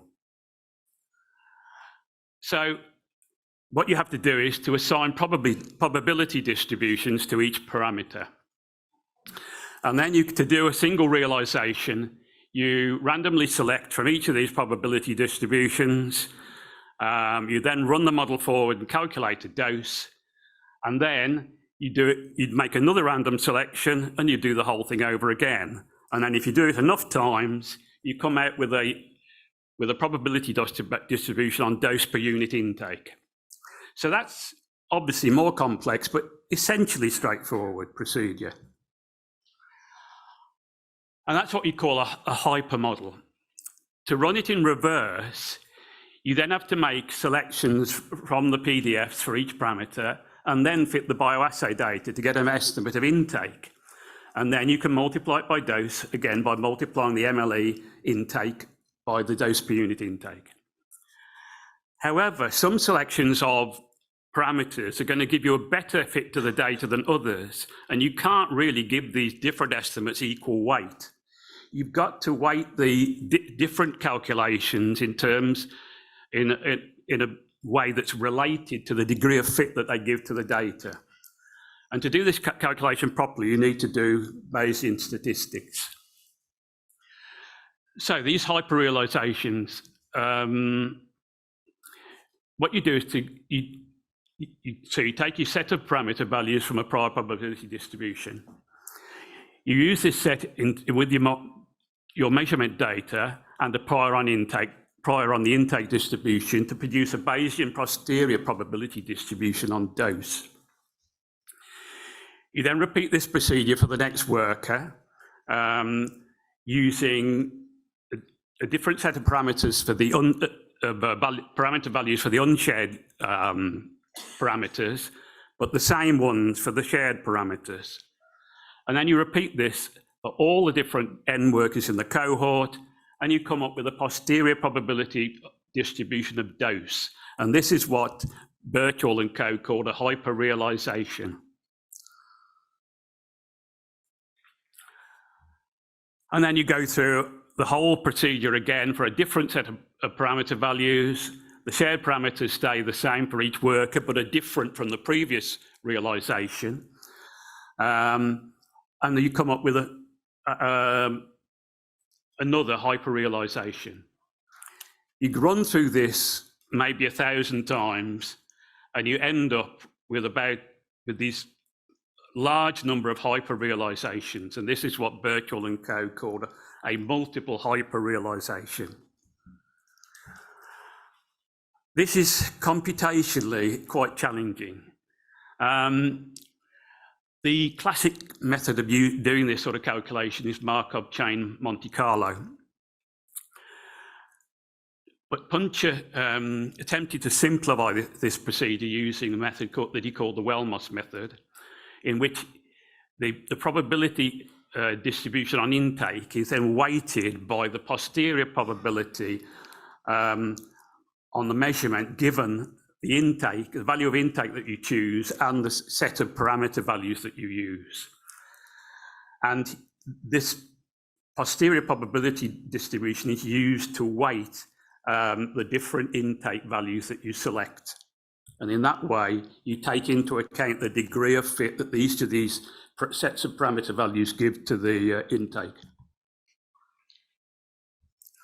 There are some technical problems with Welmos. It doesn't work so well when you've got a mixed regime of intakes, of chronic intakes, of acute intakes.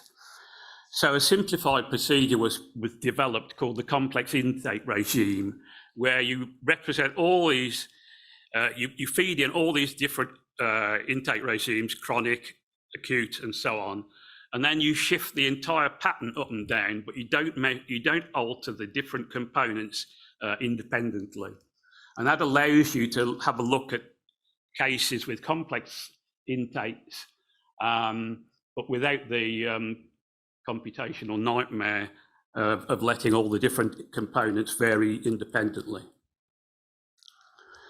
Okay, so the output of this model is a set of maybe 1,000 hyperrealizations, where each of these is a set of probability distributions on dose. This multiple hyperrealization contains all the information on parameter uncertainty. The problem is it produces so much data that you have to kind of simplify it in a way in order to pass it on to the epidemiologists.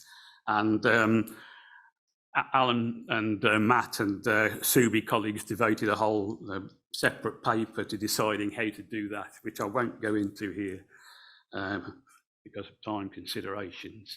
So that essentially is the multiple hyperrealization approach that was used to produce a full probabilistic calculation of Mayak internal doses.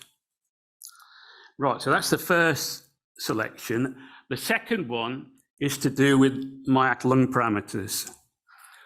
Now, Alexandra has already touched on this subject, so I'm not going to spend too much time on it.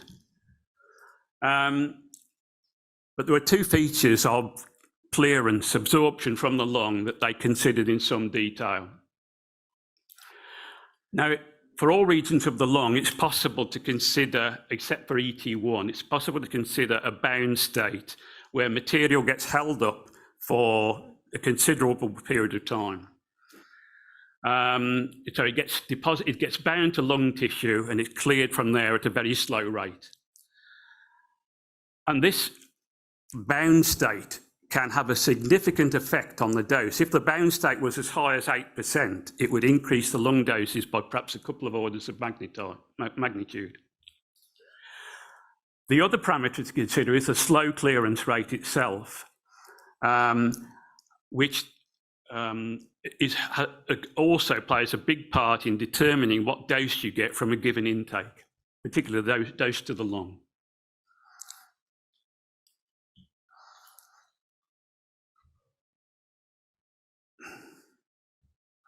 Okay, so clearance from the lung, particulate material can be cleared by particle transport, but some of it gets dissociated and dissolved and uptaken by the blood. Generally speaking, you split the dissolution into two different fractions, fast and slow dissolution in the lung. And generally speaking, there'll be a certain amount of the material will be cleared by slow means and others, but the rest by a fast dissolution. And that goes to the bloodstream. However, it's supposed that there might be a small fraction might get held up in lung tissue, and that's what they call the bound fraction. And as I said before, that could have a big influence on dose.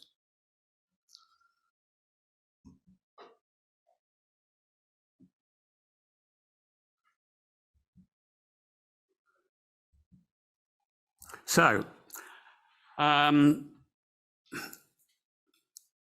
and Matt and the Subi team had a look at the data relating to the bound state. They reanalyzed some of the PNNL beagle dog data.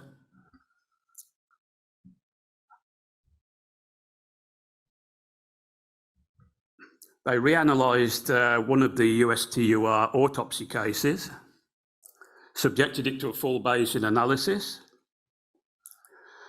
And these gave various values for the fraction that's held up in a bound state.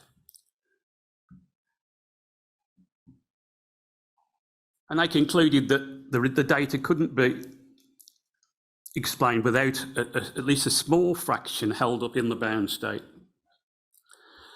And then they had a look at 20 Mayak autopsy cases and analysed these. and again with the Bayesian analysis, and they came up with a 95% confidence interval on the bound fraction between 0.01 to 0.3% of the material being absorbed from the lung ending up in a bound state.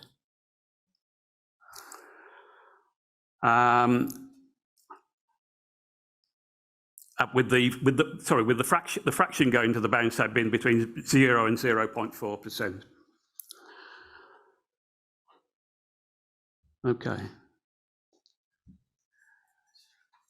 So the Mayak study came up with the best estimate of the bound fraction of 0.2% for actinides. And as for the uptake rate, it was so long that they effectively decided to call the uptake rate from the bound state to the blood of 0. And these values have made it through into the current OIR models. Right, the slow dissolution rate this work was mostly done by Matt Puncher. It's an important parameter for determining the dose that results from a inhalation intake. And when it comes to nitrates, there's rather disparate values from various studies. There's the Harwell volunteer study, which was done some years ago. The actual analysis, I think, was done by workers at Public Health England, as it was at the time. And they came up with a 95% confidence interval on the slow clearance rate of between about 19 and 23 by 10 to the minus 4 per day. A reanalysis of the US TUR case 0269 gave a best estimate of about 48 by 10 to the minus 4 per day, which are broadly speaking in the same sort of ballpark. But autopsies on those 20 Mayak workers exposed to nitrate gave a confidence interval of about an order of magnitude lower. And the problem that Matt addressed was, how do you reconcile those disparate estimates? I think one of the problems was that the Mayak data really refers to what's held in the lung a long time after intake, whereas the Harwell volunteer study was more focused on the early clearance. And so maybe it's not so surprising that there's a discrepancy there. In order to test the hypotheses, I think I need to go back. No, I don't think so. Okay. They had various hypotheses on why this discrepancy occurred. One was that material was held up in part of the alveolar region. Another was that instead of a fast fraction and a slow fraction, there was also a third, much longer held up fraction in the lung. And the final hypothesis was that in fact the Mayak nitrate was a mixture, in reality, a mixture of nitrate and a small fraction of oxide. So in order to test these various hypotheses, firstly, they reanalyzed the Harwell volunteer data. They had another look at the PNNL dog data, and then they looked at US TUR cases 269, 631, and 745. And after various studies of these sort, they decided that the best way of explaining, you got your thumb over the number, I can't. 5, okay, great, thanks. The best way of explaining the various data sets without conflict in various parameters was to assume the third hypothesis was correct. In fact, that Mayak nitrates consisted of predominantly nitrate, but with a small fraction of oxide, and that was about 0.14. It was their best estimate. It's occurred to me since that we now have fecal data, which I'll move on to very, very quickly, and maybe that could be used to help to validate this assumption. Okay, so finally, fecal samples, just what you want to hear immediately before a coffee break. Right. When you have an intake of radioactivity, you get excretion by urine, you get excretion by feces. Early fecal excretion arises from material moving to the alimentary canal by either direct ingestion or moving up the mucociliary escalator in the pulmonary system. Longer term fecal excretion is from material sequestered in the bile. This kind of biological stuff is actually rather beyond me, since my knowledge of biology never really moved beyond the breeding habits of the three-spined stickleback. So I'll pass over that in silence. Anyway, it turns out that there's a great deal of fecal data at Mayak, although it hasn't been used in the dosimetry calculations yet.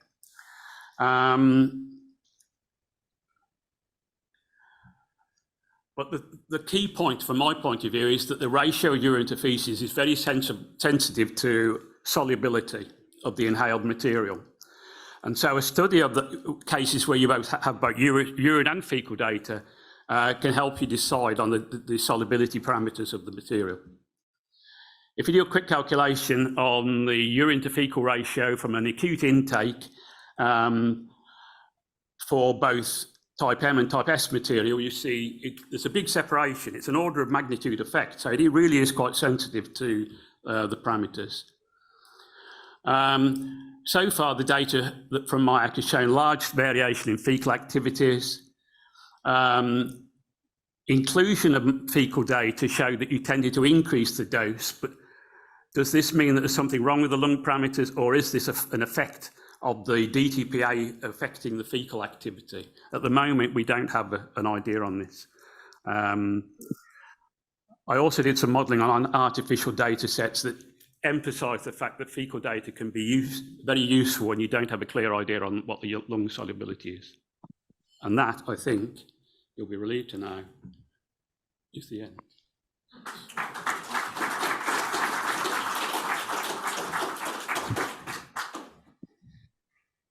Thank you very much. So I think the last couple of presentations already gave us a glimpse of why we in ICRP are so much interested in those results, and how we have already used some of those results, and how we will benefit from the most recent, or hopefully also future, results. Well, anyway, we are now perfectly in time for our coffee break. We will come back in exactly 30 minutes and continue. So enjoy the coffee break, please. Thank you.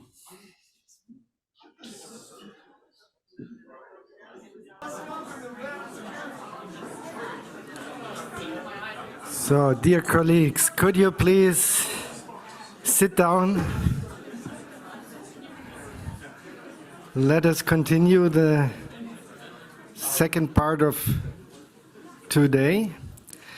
And don't worry, I will soon shut up again, because I'm happy to announce that Sarah Dumit will take over as a moderator of the session. Sarah is from Los Alamos National Laboratory, and she's actually a mentee member. Oh, sorry, 5 minutes left. Thank you. She's a member of the mentorship program of ICRP. She's a mentee of ICRP Task Group 121, which is on effects of ionizing radiation exposure in offspring and next generations. And in addition, she's an intern of the Scientific Secretariat of ICRP. So thank you very much, Sarah, that you take over. Please.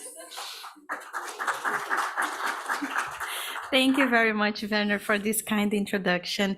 And I'm very pleased to welcome you to the second part of our session today. And without further delay, the next speaker is Lyudmila Kristinina, and the talk will be Epidemiology Project 12B, Stochastic Effects of Environmental Radiation Exposure in Populations Living Near the Mayak Production Association, Results of 30 Years of Cooperation. The floor is yours, Lyudmila.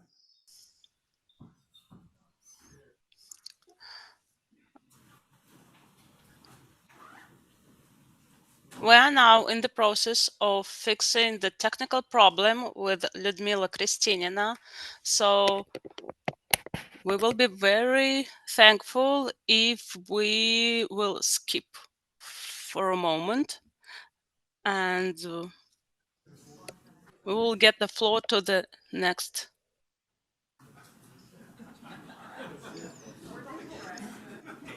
Dale?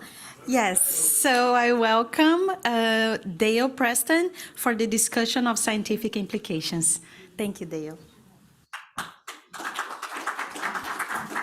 Hello, thank you. It's a pleasure to be here, and it's been an amazing experience to work with these my Russian colleagues for 37 years, if we count starting with Chernobyl, but well over 30, almost 35 years in many ways. And it's a shame that we haven't been able to work together directly as much lately, but it's been an amazing experience.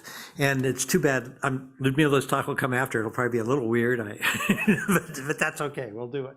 So I'm going to talk a little bit about the scientific implications of what's been done with the Tetra in the epidemiology for Tetra River and the 1957 accident cohorts, and the recent results, and some comments on future directions that I think would be very important that are done, whoever does them.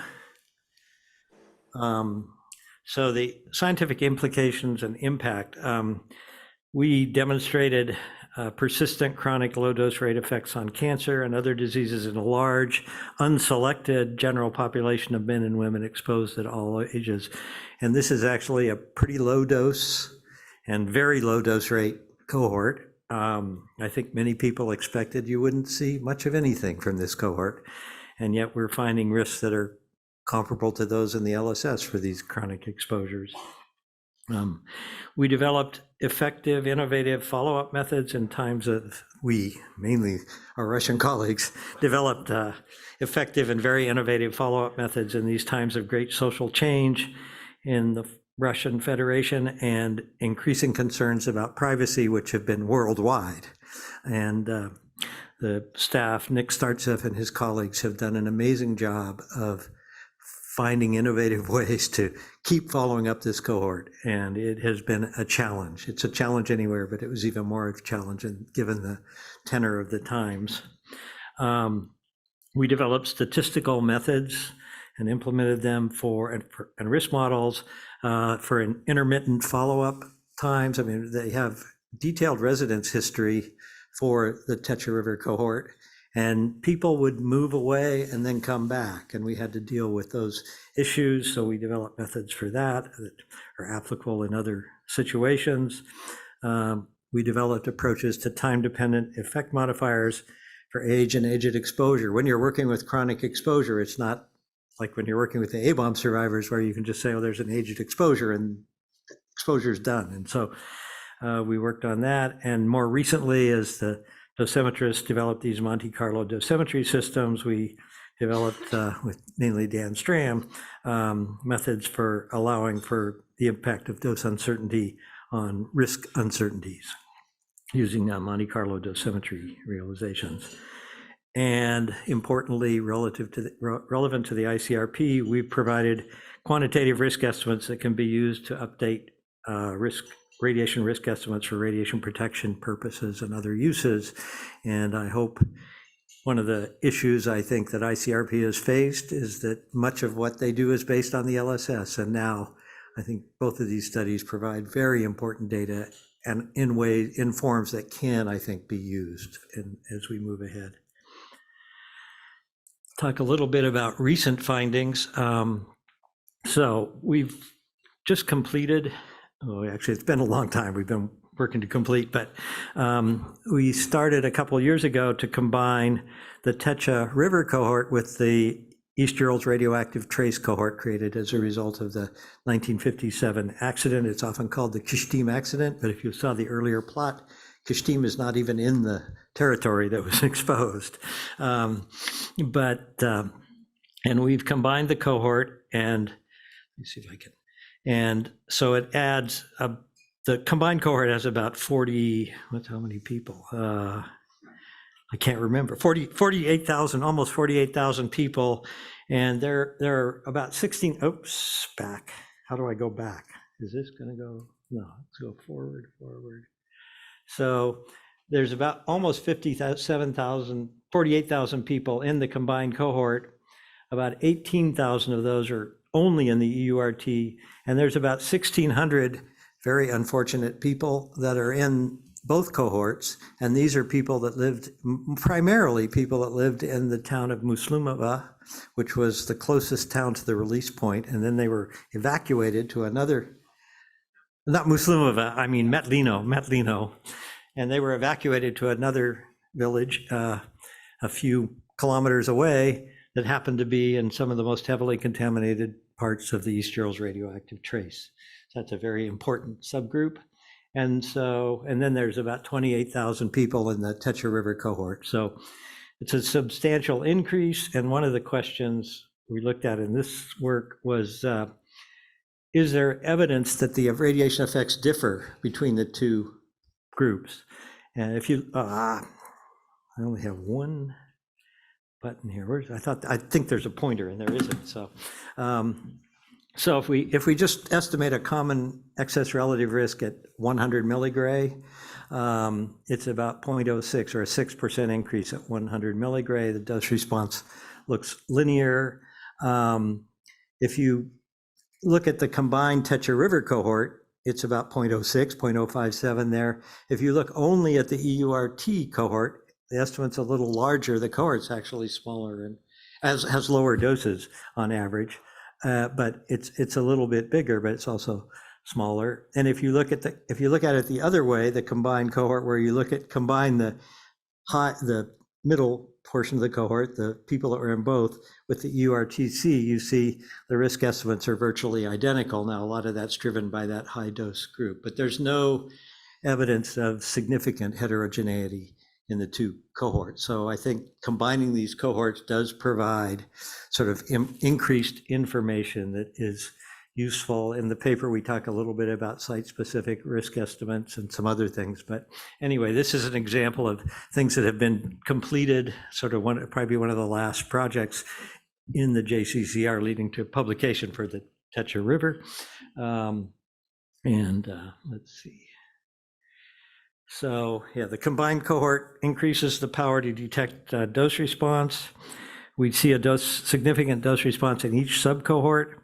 There are no significant differences over the subcohorts, and the average ERR estimates are roughly comparable to the lifespan study. But if you just look at the average numbers there, but there are no significant sex differences, whereas the lifespan study there is. And the excess relative risk increases with increasing attained age or age at death, which is a pattern different than the lifespan study. So there are definitely some differences. It's challenging to understand some of these things, but we've seen this increase over time, but we thought, well, maybe with time the pattern would change, but it really hasn't. It's been quite consistent, and we thought it's time to acknowledge that. So there's some questions that really remain, I think, that this paper raises. In terms of future work, this is work I hope will be done. I don't know who's going to do it. It's mainly at URCRM, but I think there is a need to finalize the red bone marrow dosimetry. And so we can update, so somebody can update the leukemia risk estimates, because there are some issues there. I believe there should be joint efforts by dosimetrists, epidemiologists, and statisticians to reevaluate the nature of the uncertainties in the Techa River dosimetry. I know I helped with Elena and Bruce on the paper that was just published, I guess, on describing the uncertainties. And I certainly had some questions as we worked on that paper that I think it would be worth revisiting some issues. I should say that I'll illustrate the impact of this kind of adjustment later, but in the Techa River, the adjustment for dose uncertainty doesn't have much of an impact, and I think it probably should have more of an impact than it does, and I think part of it has to do with those assumptions. We have developed, as it was mentioned earlier, the super cohort, Southern Urals populations exposed to radiation, which, as Bruce said, was a name that somebody made up as a population, as a kind of a joke, but it stuck. basically, we should have extended follow-up. The follow-up here was through 2016, and there's certainly more follow-up to be had now, and there could be more in the future, and I'm going to talk about that on the last slide. We publishing in the super cohort. Hope maybe we will get something done in the super cohort, but it's unlikely jointly, but it will get done. And I think there's been some publications in Russian, as I understand, and then updated leukemia analyses. And speaking of, let's see. So this is a summary of the data as of basically the end of 2016, that of the original 27, let's see, this is the deaths. Okay, this is just deaths broken down by solid cancer, non-cancer, solid cancer, and leukemia. So there's been almost 16,000 deaths, and of which 2,300 were solid cancers and 140 leukemias. And some lost to follow-up. That's been an issue. They've done a great job, but it's hard to do follow-up. And at the end of 2016, there were about 4,600 people still alive, and for men, and among women, there's about 12,000. And then if we make projections into the future, so I did this in two parts. One is through the end of this year, we would expect basically another 300 and almost 400 additional solid cancer deaths, not very many leukemias, and about 1,700 non-cancer deaths in let's see, in this period. And this is male and female, and forget the total. This is total male, female, that's male, that's up at the top. So actually overall we expect about 700 cancer deaths. So it's a substantial increase if you just use the follow-up basically till today. And these are estimates, the actual numbers are going to be slightly different. If you did another 5 years of follow-up, you can see the cohort is decreasing the size. There will be about another 300 solid cancer deaths. So there's significant information that could be had by continued follow-up in this cohort, and I hope it happens. I think there's enough very important information to be had. And then also just using the super cohort, well, there's a lot to learn there, because that's another 20,000 people, and you can look at people who were born after 1950 that lived on the Techa River, because that's a lot of the additions. And that's a very important group. Some of them have in utero exposure, others don't. Separating out those effects is a challenge, but it's something that is worth thinking about. So that's the end of this presentation, and now Ludmila can give the introductory part.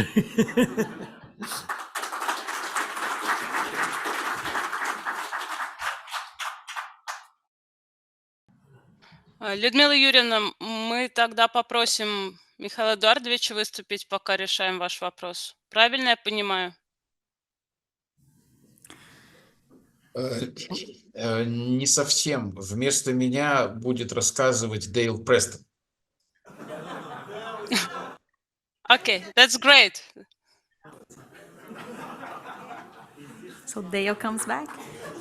Yes. Okay, thank you. Yeah, no. You probably start throwing things, or something like that.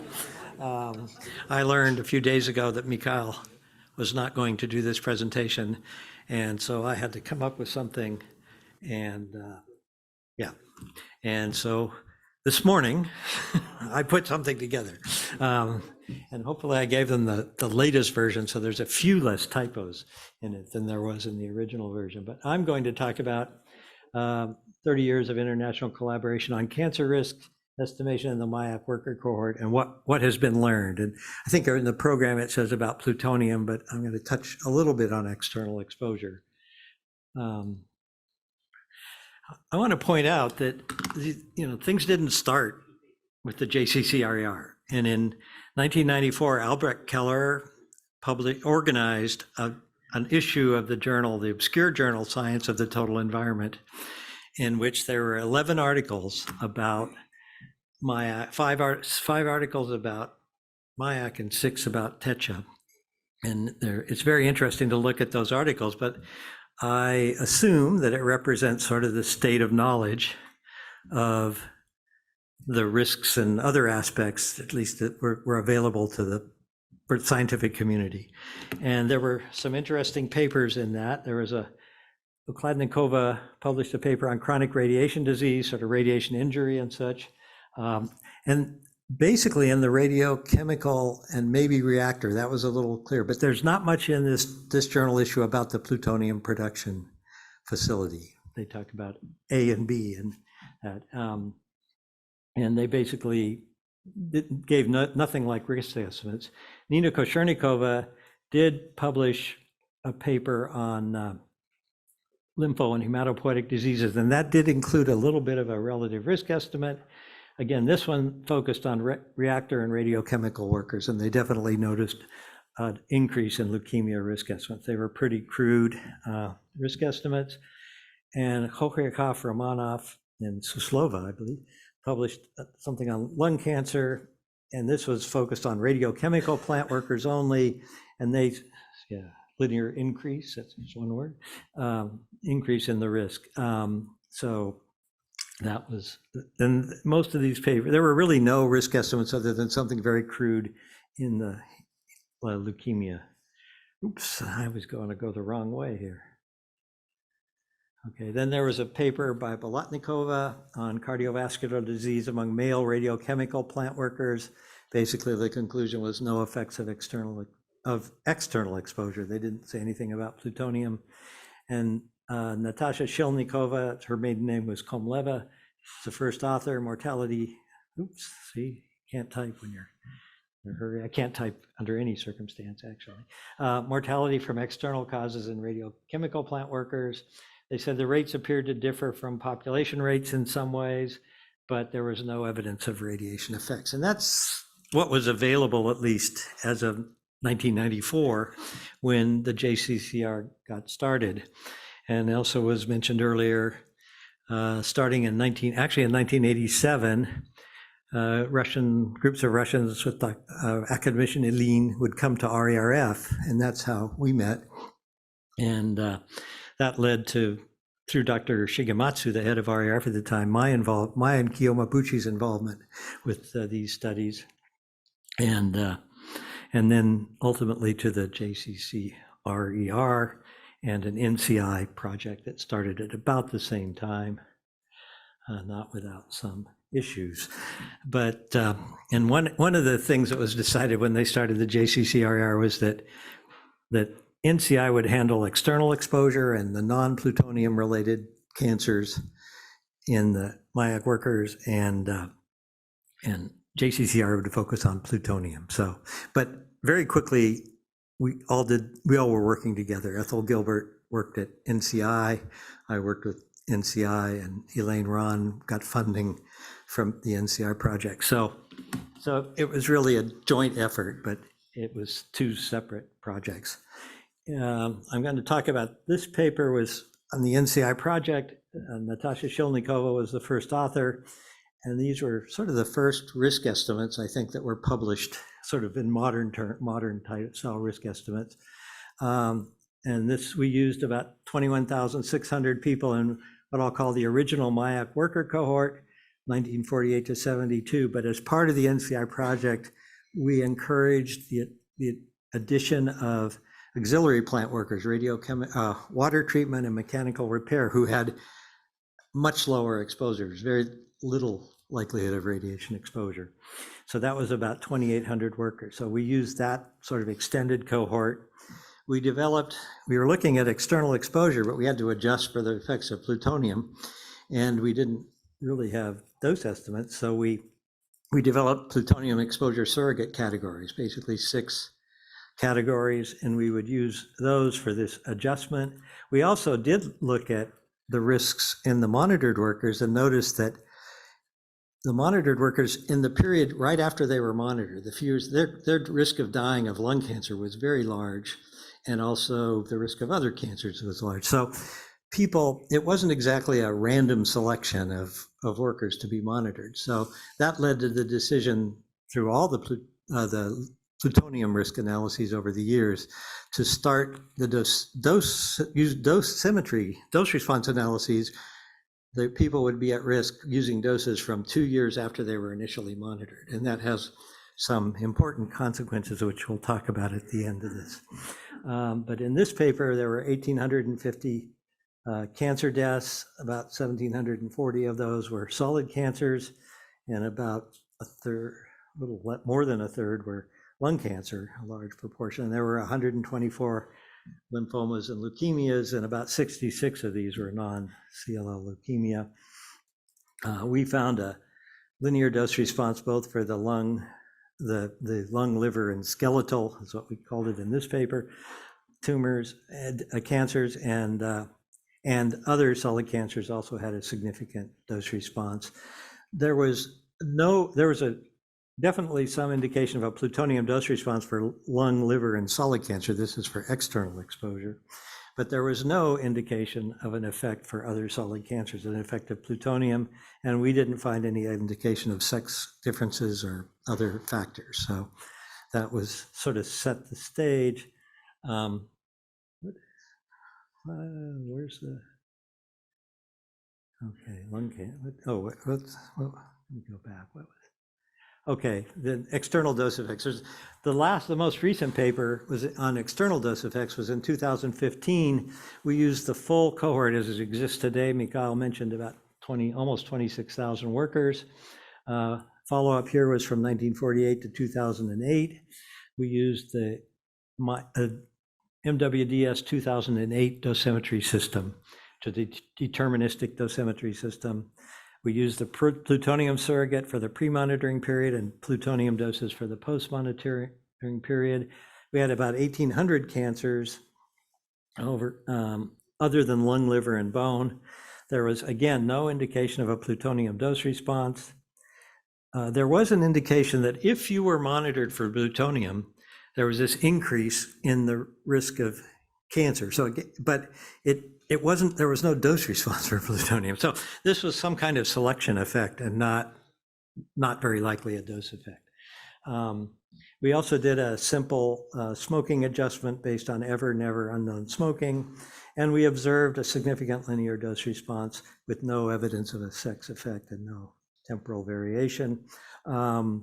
The excess relative risk for gray was 0.16, and as Mikhail noted earlier, this is less than in the LSS. And it contrasts with the Tetra River data where the risk estimates are comparable. So there's some difference here, whether it might have to do with nature of the occupational exposures or whatever, but there's definitely an interesting difference here that one has to acknowledge. Now we'll turn to plutonium.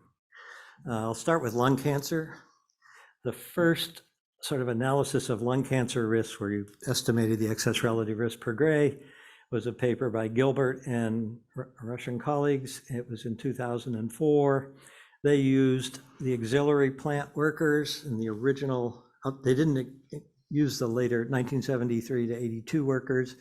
They also used the auxiliary plant workers that we'd added as the NCI project. There were a total of 655 lung cancer deaths. They did some work with they used the plutonium surrogate so they could include earlier workers. And for the dose response, basically it's based on the post-monitoring doses for the monitored workers. And they found an excess relative risk per gray of almost 5 for men and almost 20 for women, almost a 4-fold difference here. They also noted that this seemed to decrease with increasing attained age, which is a pattern that you see, for example, in the lifespan study, but not in the Tetra River. And then, so that was the first paper. The next paper was in 2008, and it was a paper that looked at lung, liver, and bone cancer risks. They used the original cohort, the 1948 to 72, and with follow-up from 1953 to 2000, but they only used the monitored workers and actually in this paper, they only used the monitored workers. So there's fewer lung cancer deaths, but those are the ones that contribute to your plutonium dose response estimate. They used the MWDS 2005 dose estimates. The earlier ones, I think they used, I don't know what dose estimates they were. the 2004 paper, I can't remember, but they were very early dose estimates, and there were definitely changes. They had a relative risk of 7 for men and 15 for women. So again, this huge difference, not quite as large as sex ratio, decreasing with attained age. And then in 2013, another analysis in which they used the extended Mayak worker cohort, the newer dosimetry estimates, the 2008 dosimetry estimates. They focused on monitored workers and unmonitored reactor and auxiliary plant workers through 2008. There were almost 500 lung cancer deaths. They did the same kind of smoking adjustment. And this is the result. The ERRs here and all the others have been at age 60. So at age 60, the ERR per gray is about 7.5, and it's about 24 in women. Again, this large difference for men and women.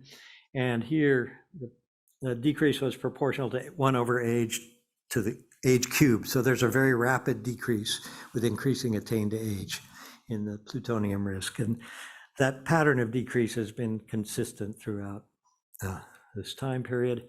In 2021, Dan Stram and myself and others, and Mikhail did another analysis we used the full cohort, including reactor workers, the unmonitored workers, everybody.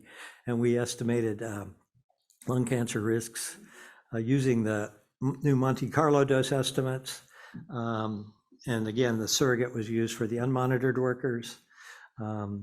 We used the smoking adjustment, only this time we used more detailed information on duration and intensity that was collected at the urging of the SRG and others. And we found ERRs of 3.5 for men and about 9 for women. So again, you have this 2.5, 3-fold increase, the same kind of decrease with attained age. And the doses are a little bit higher with MWDS 2016 than earlier. So the risk estimates are lower, somewhat lower than in advance. And the dose uncertainty did increase the upper confidence bounds. I'm going to show a plot here. This is the top row is male and female plutonium risk. The 2 sort of parabolic curves, the purple and the yellow, are sort of your traditional likelihood bounds. And basically, this is a bunch of confidence intervals. And that line where it crosses those curves is the 95% bound.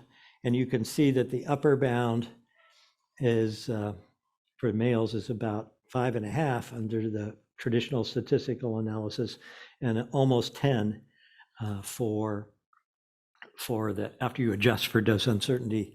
The lower bound is lower. We actually have a better method now that there's a problem, but basically the lower bound isn't going to change very much if you do the modern approach. But the upper bounds definitely increase dramatically. You don't see much of a change for the external dose in terms of this adjustment, and that's largely because the external doses are based on individual film badge measurements, with uncertainties arising because of conversion from film badge to organ dose. And so you would probably, this is not unexpected. Okay. Looking at liver and bone, there are larger risk estimates for monitored workers that they didn't use doses in 2000. This was sort of the first papers published under the JCCR project on risk estimation, or looking at risk. I wouldn't say risk estimation, but they basically compared monitored workers with higher measured activity to those with lower measured activity, and they found a fairly large increase in the risk in the higher measured activity. They did not make dose response estimates. So the first paper which had dose response estimates was the 2008 paper with Sokolnikov, and they used only the post-monitoring radiochemical and plutonium workers, and using the MWDS 2005 follow-up through 2000, as they said. Oh, and also, I should have said this before, it says that follow-up begins in 53. That's because Ethel would routinely drop the first 5 years of follow-up because of latent period ideas, I think. So there were, in the full cohort, there were 75 liver cancer deaths. 40 of them were in these monitored workers, and there were 30 bone cancer deaths, and 11 of them are in the monitored workers. They found a linear excess relative risk, no evidence of nonlinearity, no evidence of effect modification. Well, sex, there's effect modification, but age and other factors. ER of about 3 for men and almost 30 for women, so a huge sex difference here.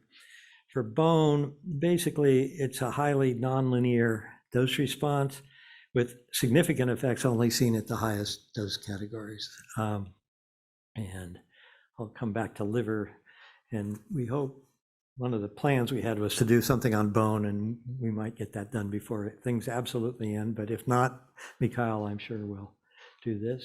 And I think that's the end of this part of the presentation. So, I'm sure Mikhail would have given a very different talk, but I hope this is says something. So, okay, and now I'm going to go away. I'm going to come back again. Unless Ludmila wants to give her talk. Let's see. So I think this is... We're still in the process. Okay. Okay, so this is the talk like the one I gave about TECHA, only for Mayak. So the same ideas. We're going to talk about the scientific implications of what has been learned, some recent results, and some future ideas for future directions, and some cohort projections of the mortality. So again, as with the Tetra River, I think we have definitely demonstrated effects of chronic occupational radiation exposure from inhaled plutonium aerosols on lung, liver, and bone cancer, when there were essentially no real risk estimates for this before. I mean, there were some, but they were very crude, and the studies had much lower doses and don't have the kind of power that I think these studies do. We demonstrated effects of external gamma exposure on lung, liver, and bone cancers, and also on other solid cancers, and increased leukemia risks. The risks weren't always consistent with the lifespan study, but they definitely are effects. And I should also comment about I think when we started this, this is my impression, but I think Nina definitely knew, Nina Kochernikova, who's one of the most amazing people you could ever meet,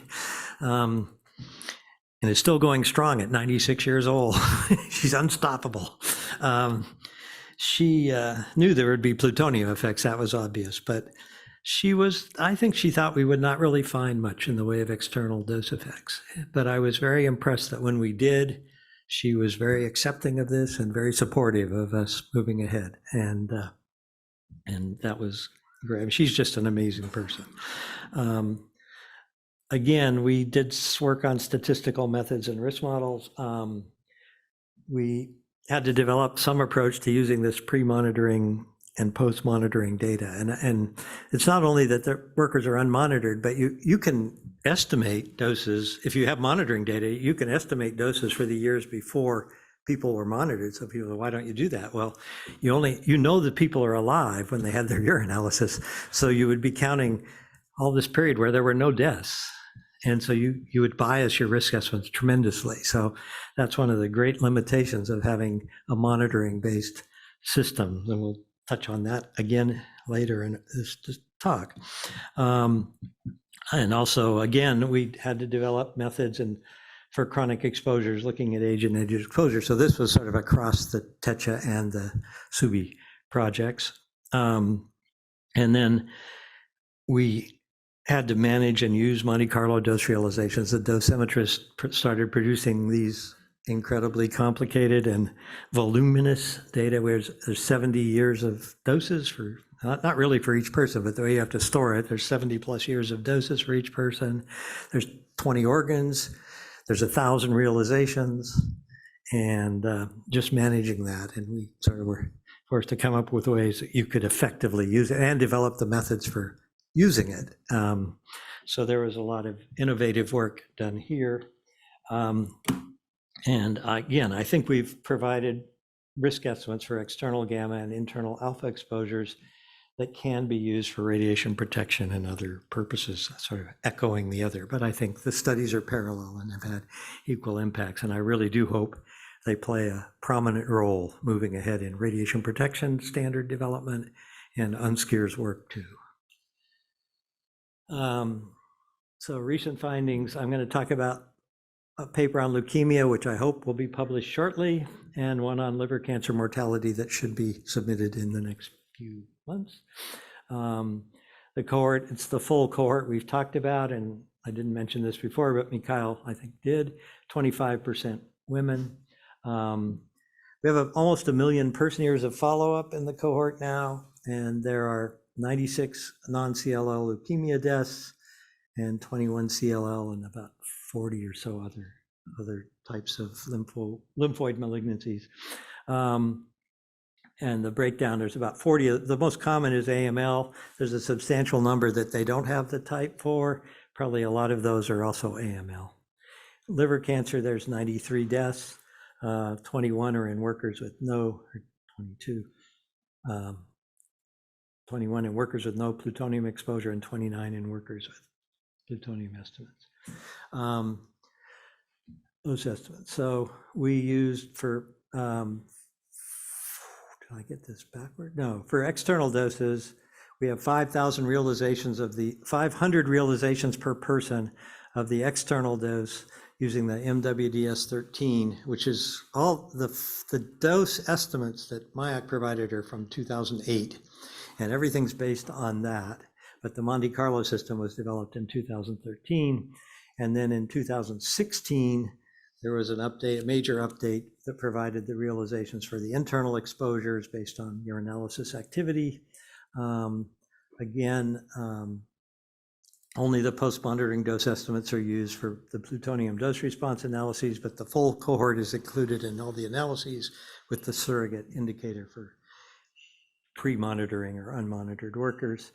And then we base on, the primary analyses are based on the mean of the individual annual dose rate, annual dose realizations, but then we you do an adjustment of the confidence intervals for the uncertainty.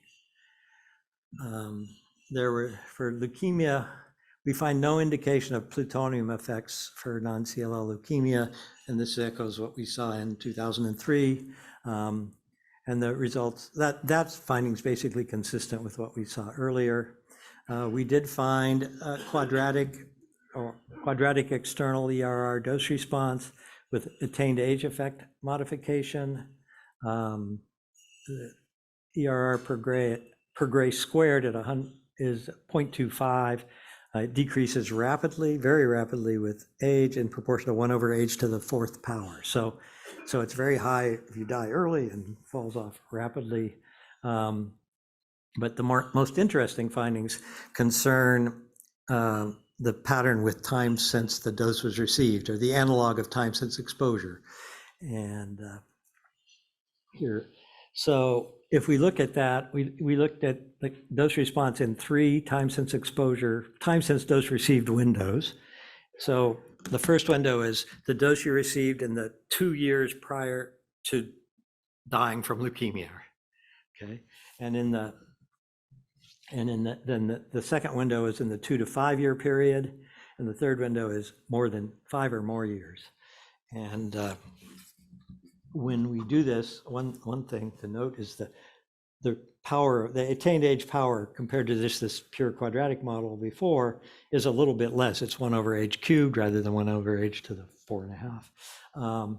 But the most striking thing is there are significant dose response in each of these 3 intervals, including this for the doses you received a very short time before you died. So, and one of the reviewers of the paper, more than one, at least one, said, how can you say that? There's only one person who died within 2 years of starting to work. But it isn't within 2 years of starting to work, it's 2 years before you die. And there's a table in the paper that gives the mean doses for cases and non-cases in these periods, and it's very striking, the differences. And also in the lifespan study, there are anecdotal reports because there was no follow-up in that period, but as early as 1947, so 2 years after the bomb, physicians were noting what they thought was increases in childhood leukemia. This is not children, but especially in Nagasaki. So there is some hint that something could be going on, and LSS doesn't address this at all. Anyway, and so that's the main points here, and we better go on. And then let's see, this is that table of the mean doses. So you can see in the 0 to 2 year period, the 9 cases, the mean dose was milligray, and in the cases it was 60 milligray, and then 8.6, 186, okay. And in 2 to 5 or more years, it's also higher, 340 versus 670. So there's big increases. Most of the excess cases, of course, come from the 5+ years before exposure, because that's a lot of follow-up. But there are important things going on, and this is a new finding, and I think it's very relevant to discussions of radiation protection and how we looked at things. So, and for liver cancer, I'm not going to say too much, but we're doing a new analysis. We're completing it now, and there are 93 cases. The dose response seems to be basically per gray square. There's a significant linear dose response, but let's see. If you just look at a linear model, but you improve it by going to a nonlinear model, it's basically looks like a pure quadratic. There's a pure quadratic and a linear quadratic. The curves are about the same.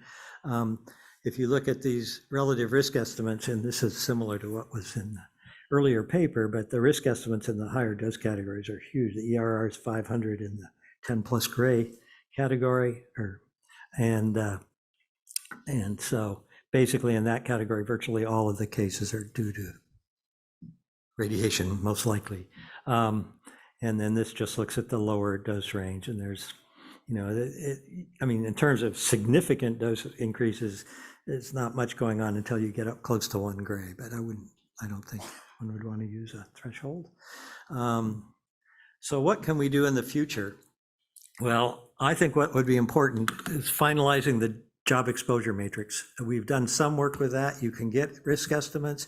The advantage of that is you can use the full follow-up for everybody, and it makes it you can have a lot more power to look at effect modification for things like age at initial exposure and stuff. You can look at time since exposure a bit because that involved, but there's a lot of things you can't look at the way we do things now. Extending the follow-up is really important. Non-cancer mortality analyses, there's definitely suggestions of cardiovascular effects in this cohort, and updated external exposure cancer dose response analyses, and then further development of dose uncertainty methods. And I hope these things can be done by somebody. And finally, I make the same kind of projections for the Mayak cohort. 10% of the men and 15% of the women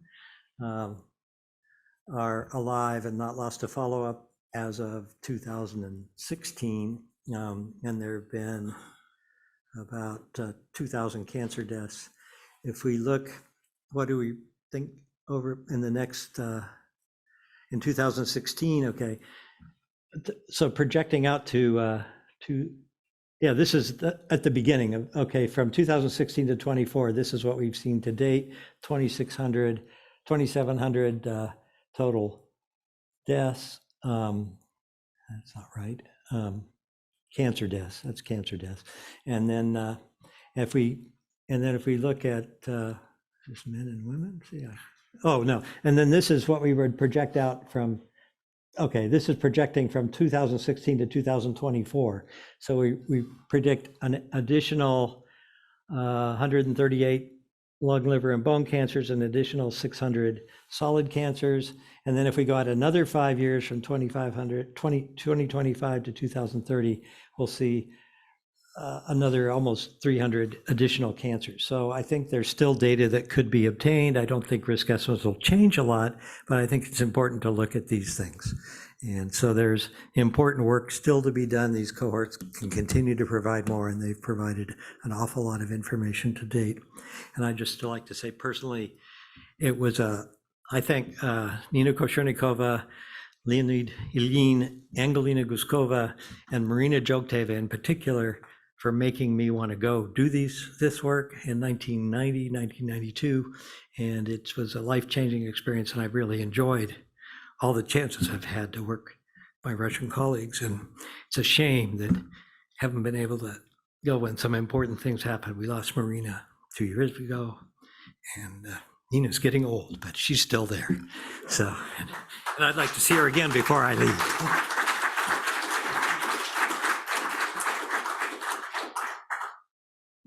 Thank you so much, Dale Preston. We will move on with our agenda, and our next speaker is online, Roy Shore, on behalf of the U.S. Scientific Review Group, and the title of the presentation is "The Future Can Enhance the Past." The floor is yours.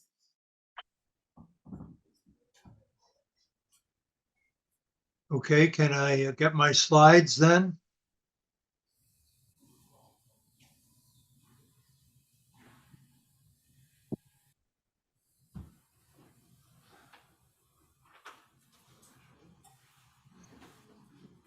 Okay, thank you. And I don't know how to forward the slides, so maybe someone there will have to do it for me. If we could just move on to the second slide.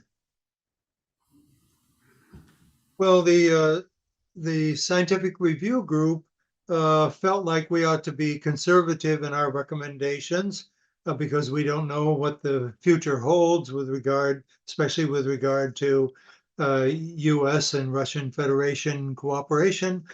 So we mainly talked about what needs to be done with data that are currently available.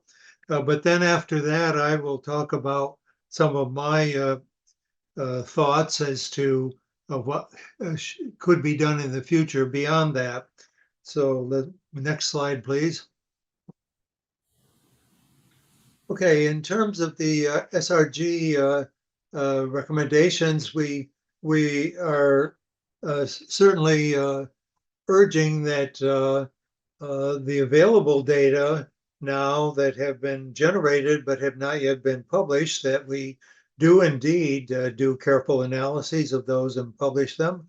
And actually, Dr. Preston has already talked about these things in much more detail, so I don't think I need to say much. But the issue of plutonium exposure and the lung, liver, and bone cancers is very important because this cohort has a much broader range of plutonium exposures than other cohorts do, so that it is very informative.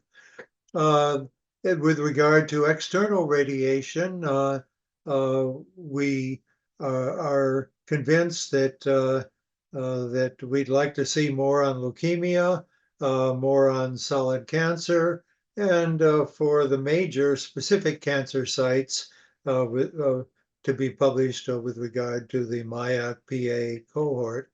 And as has already been carefully mentioned, that we would like to see it account for dosimetric uncertainties as well as the typical epidemiologic uncertainties. Next slide, please.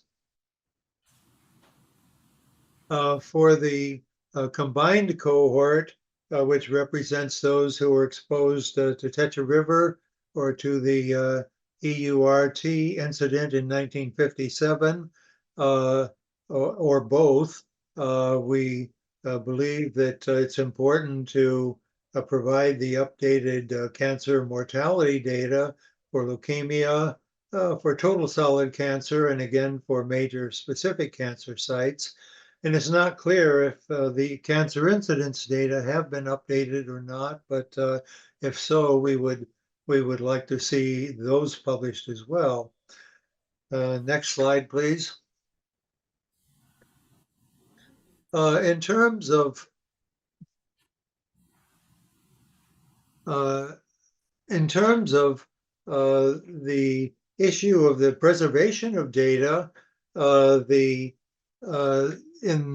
at Oak Ridge, there's a comprehensive epidemiologic data resource, and we think it's important to archive what has been done with regard to this 30 years of study. And so we want to see that data repository include I see that the slides are not on the screen. Is someone working on getting that happening for those who are online? We can see the slides. We can see the slides. We are on slide 5. Should I change? Oh, okay. Anyway, we think that all the historical documents and reports should be preserved, and the published work. And I believe it's important also to put on the metadata, that is, what were codes used for various things and what were steps used in deriving some of the various estimates and so on. And where possible, the actual computer programs and, of course, the analytic results. Now, discussions will need to be undertaken with regard to how much and whether it's appropriate to archive the actual de-identified individual data, which would have to honor the proprietary constraints. But we view it as important to do so if possible. We don't want to see any information lost, and we want to enable future collaborations in a preserved way. The maintenance of the biorepository that now exists at SUBI is very important. It's arguably the best, or one of the 2 or 3 best resources for radiation exposures and biological samples available in the world. That includes many blood determinations and surgical and autopsy tissues of primarily the Mayak workers, but there's also some information on the Ozork residents as well. And it's an excellent biorepository. And the Georgetown University in the US, Georgetown University workers scientists have also contributed in terms of the developing online programs for people to be able to access find out about the samples so they can determine what samples they would like to request for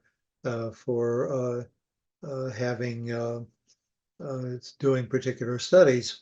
So that's very important, and we strongly support that, the maintenance of that biorepository. Next slide, please.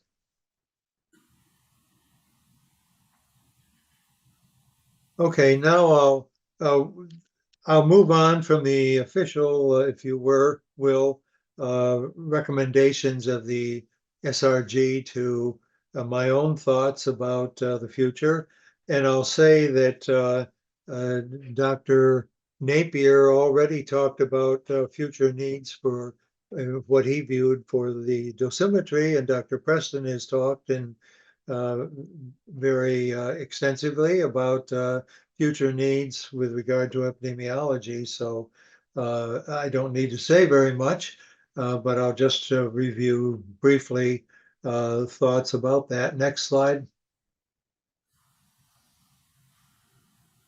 Well, I think it's important that additional years of high quality follow-up are conducted of both the Mayak and the Techa River and the EURT trace individuals, and that's what we call the super cohort here. It provides really an increase in precision of the dose response risk estimates. And I noticed from the data that Dr. Preston gave that if there were follow-up until 2030, there would be between 30 and 40% increase in the number of solid cancers, which would really increase the precision of those risk estimates. And in addition, it will provide a lot more data on the lifetime risk, because many cohorts that are available at this time have very limited data when you get to older ages at risk because of relatively short follow-up time. So this is a golden opportunity to increase that informativeness to see how much risk there is at older ages. Next slide. So again, it's a matter of publishing updates for the Mayak PA cohort. We'd like to see updates of the plutonium exposure and the lung, liver, and bone cancers. And I'd like to see a new dose response risk estimates for external radiation and mortality from leukemia, other solid cancers, and major specific cancer sites. And I'd like to make mention that I believe it's important for us to look at the major specific cancer sites that is of interest to the radiation protection community, because there are a number of times that in the radiation world that exposures are not whole body, so that the total solid cancers doesn't necessarily apply directly, but we'd like to know for digestive cancers, for respiratory cancers, and so on and so forth, how much risk there is. So I think trying to document the specific cancer sites is of great importance to add to the scientific literature on that. Next slide. And the same thing holds for the super cohort, which is TETRA and the EURT. And if it's possible to update cancer incidence, that would be wonderful. But at least cancer mortality should be updated, and so that there's a real value there in increasing the length of follow-up. Also, the super cohort now includes those with in utero radiation exposure during the years of exposure in Tetra River and the EURT. And so it would provide mortality and potentially cancer incidence information following in utero radiation exposure. Now, the literature on that is relatively slim, and so even though it may not be a huge amount of information, it will nevertheless add to the available information database for the radiation protection purposes. Next slide. So that concludes my comments, and I really appreciate that Dr. Napier and Preston already covered these things in much more detail. So I feel like I'm sort of just summarizing the summaries. So thank you very much, and I'll take comments or questions if that's appropriate.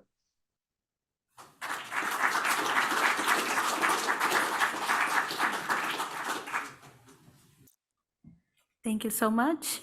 Any questions? No? Okay, so we will move on. We will try again. Ludmila, are you connected? We need extra 5 minutes to join you, okay? Okay, So let me just check me that you hear me well.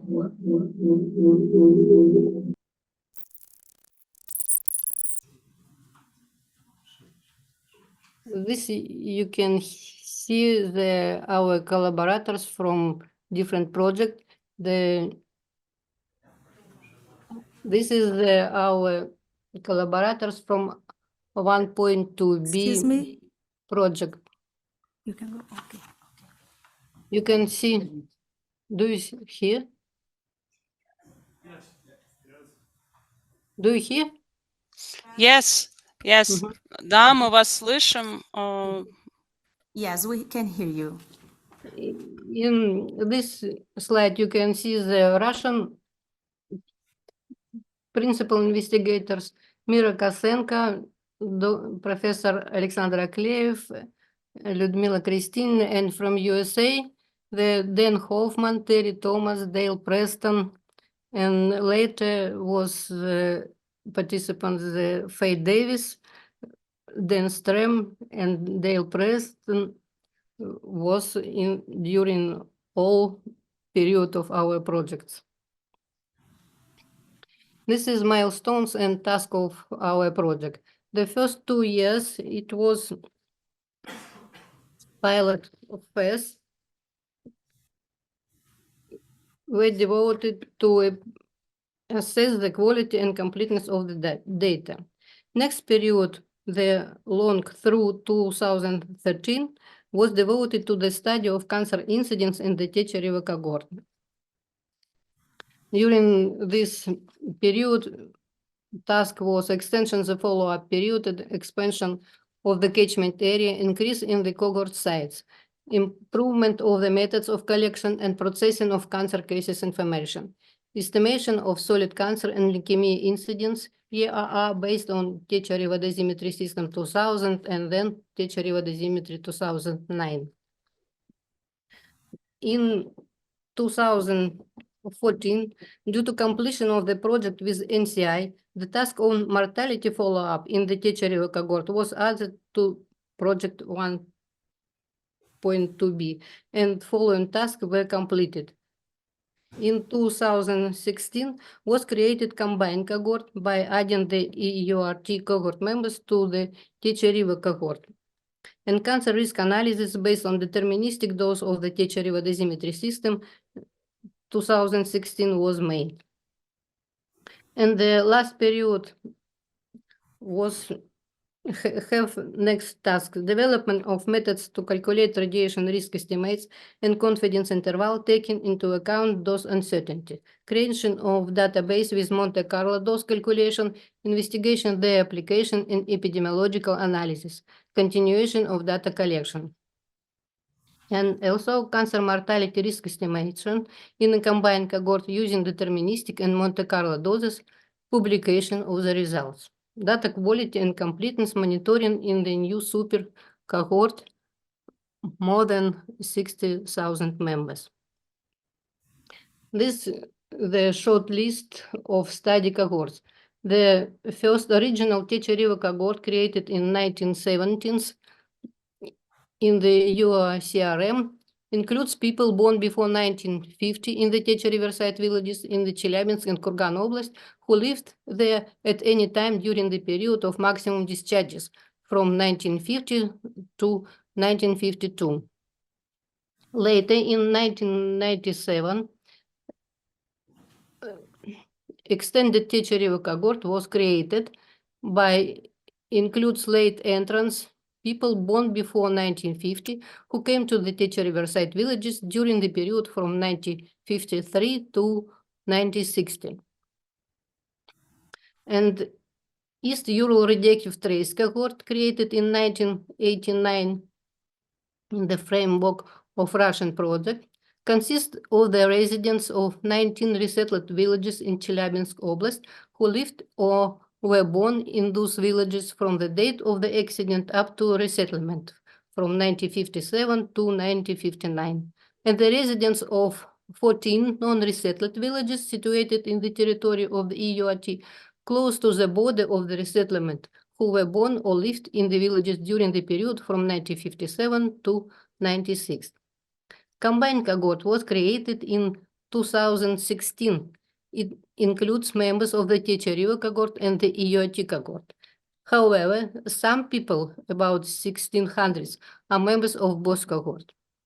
South Ural population exposed to radiation, super cohort, created in 2018, includes individuals exposed in the Techa Riverside villages in EURT cohort and including offspring or in utero exposed individuals if they received postnatal exposure.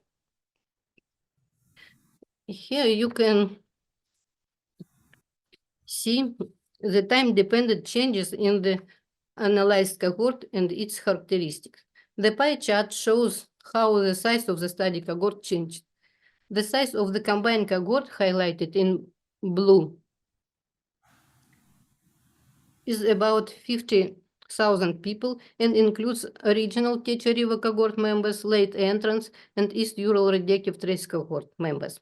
It can be seen that the size of this cohort has almost doubled as compared to original Techa River cohort and is 76% of the newly formed super cohort. The graphs on the right show the significant improvements of data completeness and quality in dynamics.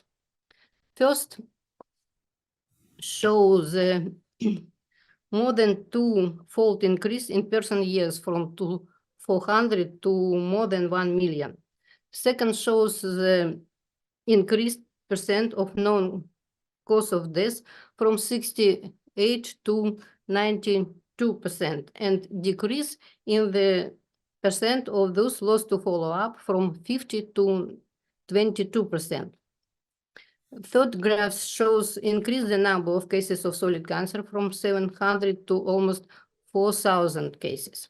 And the last graphs increase in leukemia cases, including chronic lymphatic leukemia from 27 to 86 cases.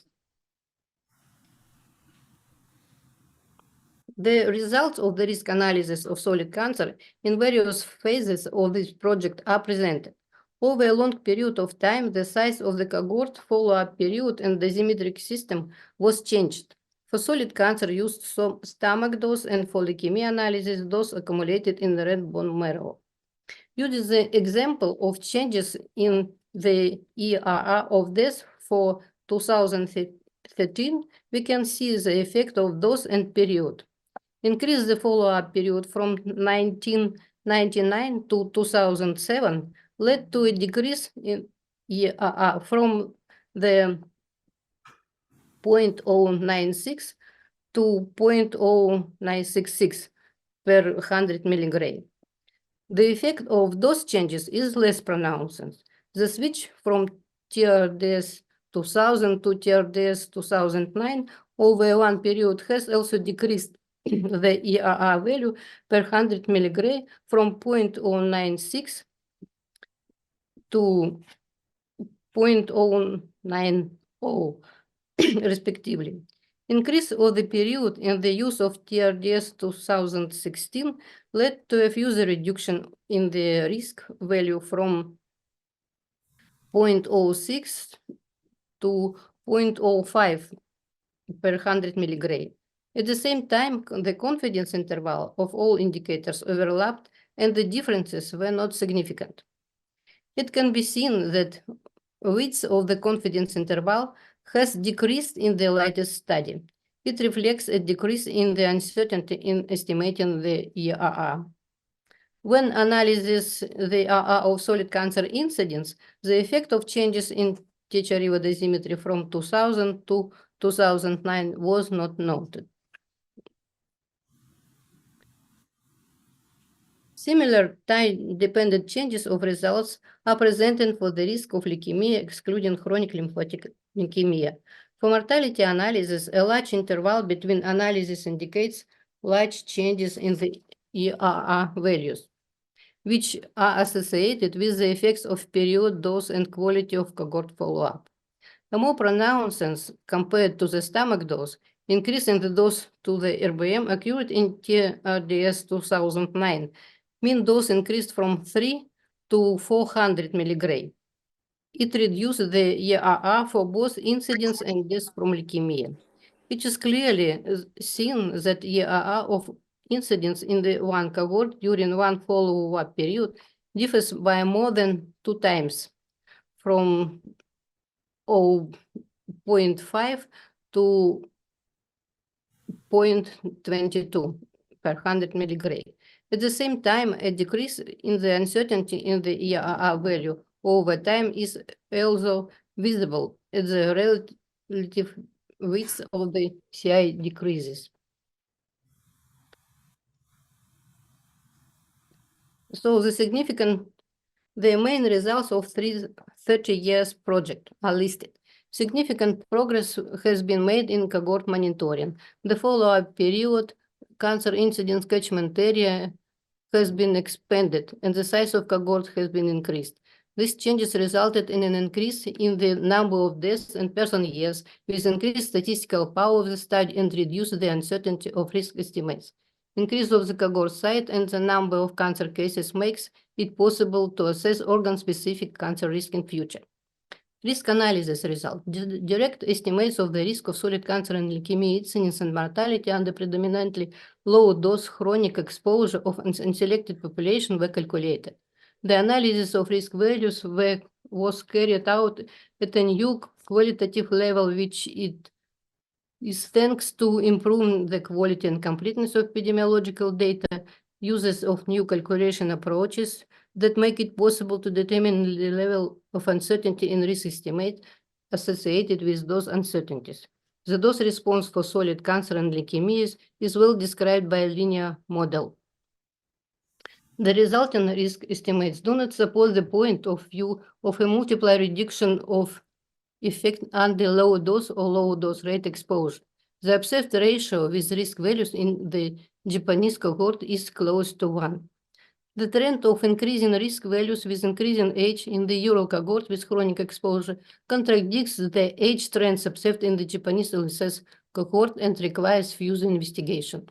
The obtained estimates of radiogenic risk under chronic exposure are an important addition to risk assessment in case of acute exposure to improve radiation safety standards.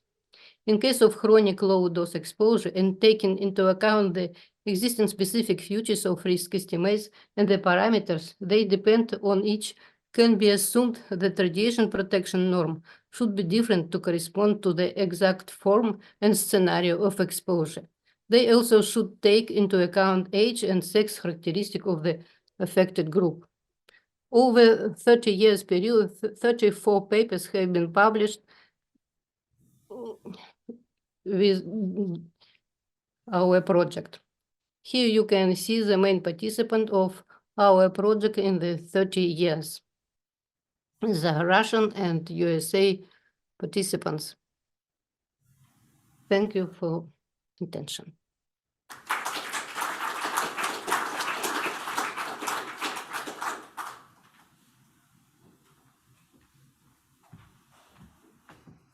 Thank you very much, Ludmila. Now we are waiting for the tables. We set up the stage for the panel discussion, and the present speakers will join the stage with our moderator in a couple of minutes. Thank you.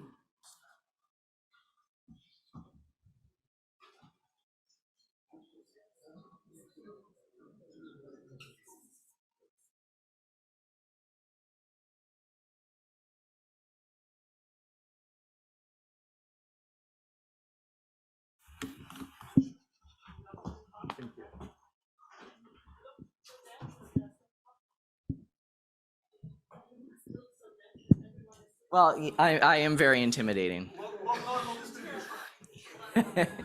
I'm the outlier. Yeah, so the way this is going to work is we've provided the speakers some questions in advance for some initial discussion. Then we'll open it up to questions from the floor. And we'll also open it up to questions from our online participants that they can submit through the Q&A feature of the Zoom.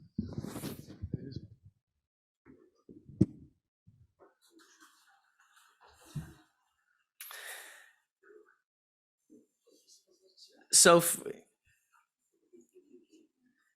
are we missing anyone?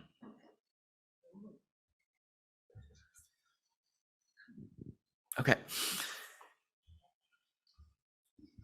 So we've gotten a few hints from Bruce's presentation and from Dale's presentation as well, but I was hoping to get the speakers, global thoughts on what you see as the major contributions of the Russian Health Studies program.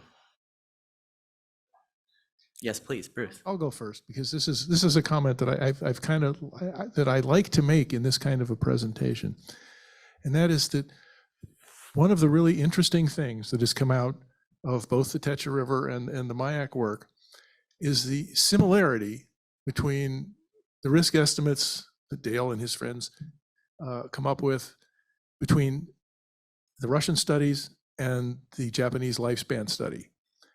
And to me, this is actually very, very important because what it says is that there is not a very big difference between the effects of radiation applied externally and instantaneously, and that applied over a long period of time, perhaps even internally. And why this is so important is that the entire international system of radiation protection is based on the assumption that those two things are similar. And what we have done in the past 30 years is proved that they are similar. And therefore, the entire system of radiation protection actually has a very strong theoretical and technical basis. And so, to me, that's the big thing that has come out of all of this.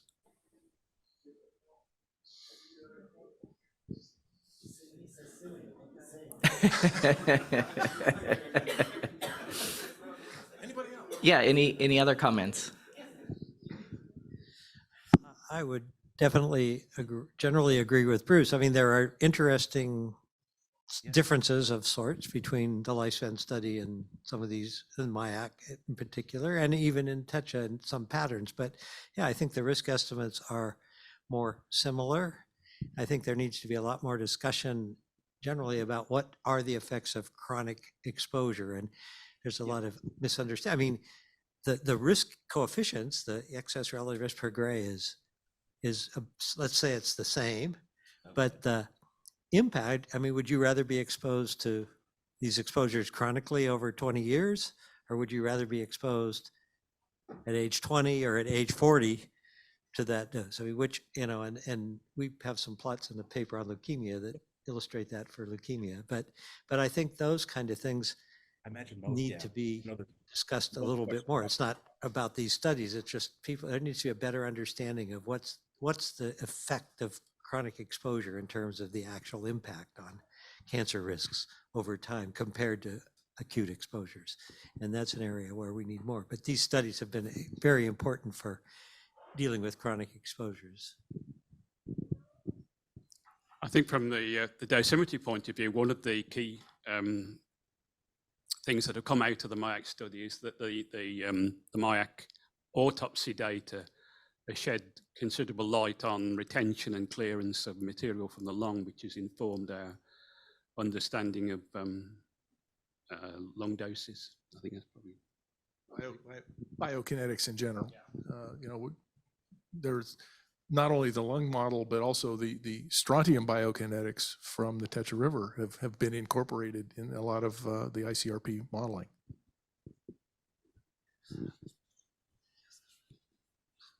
Я хотел бы немножко из истории рассказать нашего исследования. I would like to say several words about the history of our research. Но уже в 90-х годах, когда вот произошло рассекречивание In the 90s, информации, when the information was open to public, мы начали сотрудничать с РЭРФом, с we started японскими our учеными. collaboration with our ICRP, with the Japanese scientists.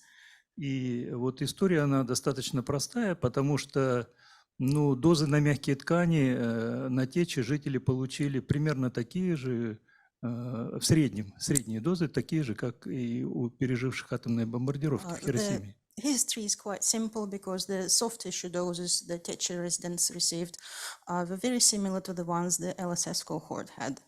Но эти дозы формировались десятилетия, в отличие от ситуации в Японии. But the Techa River residents had these doses formed during decades, unlike the LSS cohort. Ну и тогда возникла идея, что было бы очень важно сопоставить риски, в первую очередь, канцерогенных эффектов. And then we came to an idea that it would be very important and interesting to see how they match the risks of cancerogenic effects. Но мы, конечно, понимали, что ситуация на реке, она сильно отличается от японской ситуации. But of course, we understood that the situation on the Teche River was very different from the one in Japan. Потому что у нас было поступление высокой активности стронция внутрь организма людей, и дозы на красный костный мозг были очень высокие. Because we had high strontium dose to soft tissues and red bone marrow for the Teche residents. И они были выше средней, чем в когорте переживших атомные And they were бомбардировки. higher than the mean doses to the people from the survivors. Но вот эта вот неравномерность распределения дозы, она нами не то чтобы игнорируется, но мы ее всегда принимали во внимание, когда сопоставляли риски с японскими. And this uneven distribution of dose, we didn't ignore it completely, but we just took it to account when we compared the Teche River doses against the LSS. И вот, на мой взгляд, очень важно, что до начала российско-американского соглашения, вот я подчеркнул, под руководством Дейла в первую очередь, And I would like to emphasize that before the Russian-American collaboration, when Dale came into a game, would like. Мы предприняли такие серьезные попытки, чтобы минимизировать различия в качестве информации, которая получалась в Японии по эффектам и дозам, и на Урале у нас. So we did a lot of efforts to minimize the difference between the information, quality of information we got from Japan and for the Teche River residents. Ну, понятно, я думаю, всем присутствующим здесь, что это разные системы были информации, качество данных, потому что системы медицинские наблюдения совершенно разные и в Японии, и в России. Of course, you understand that the system of follow-up and medical observation is absolutely different in Russia and Japan.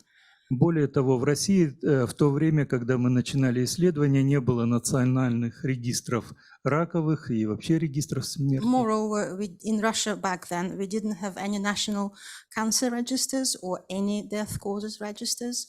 И поэтому наш институт всю эту работу проводил самостоятельно. That's why your CRM took this on its shoulders and did everything independently. Ну и вот Дейл нас как бы справедливо ориентировал на поиски наиболее надежных источников информации. And Dale was kind enough to guide us towards the most,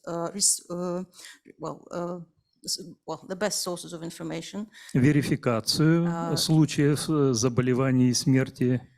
And thanks to him, we had this verification of death causes. Ну и, конечно, значительные усилия были предприняты по унификации хранения информации и анализа данных. And of course, we took great efforts in systematizing information on the causes of death and verifications.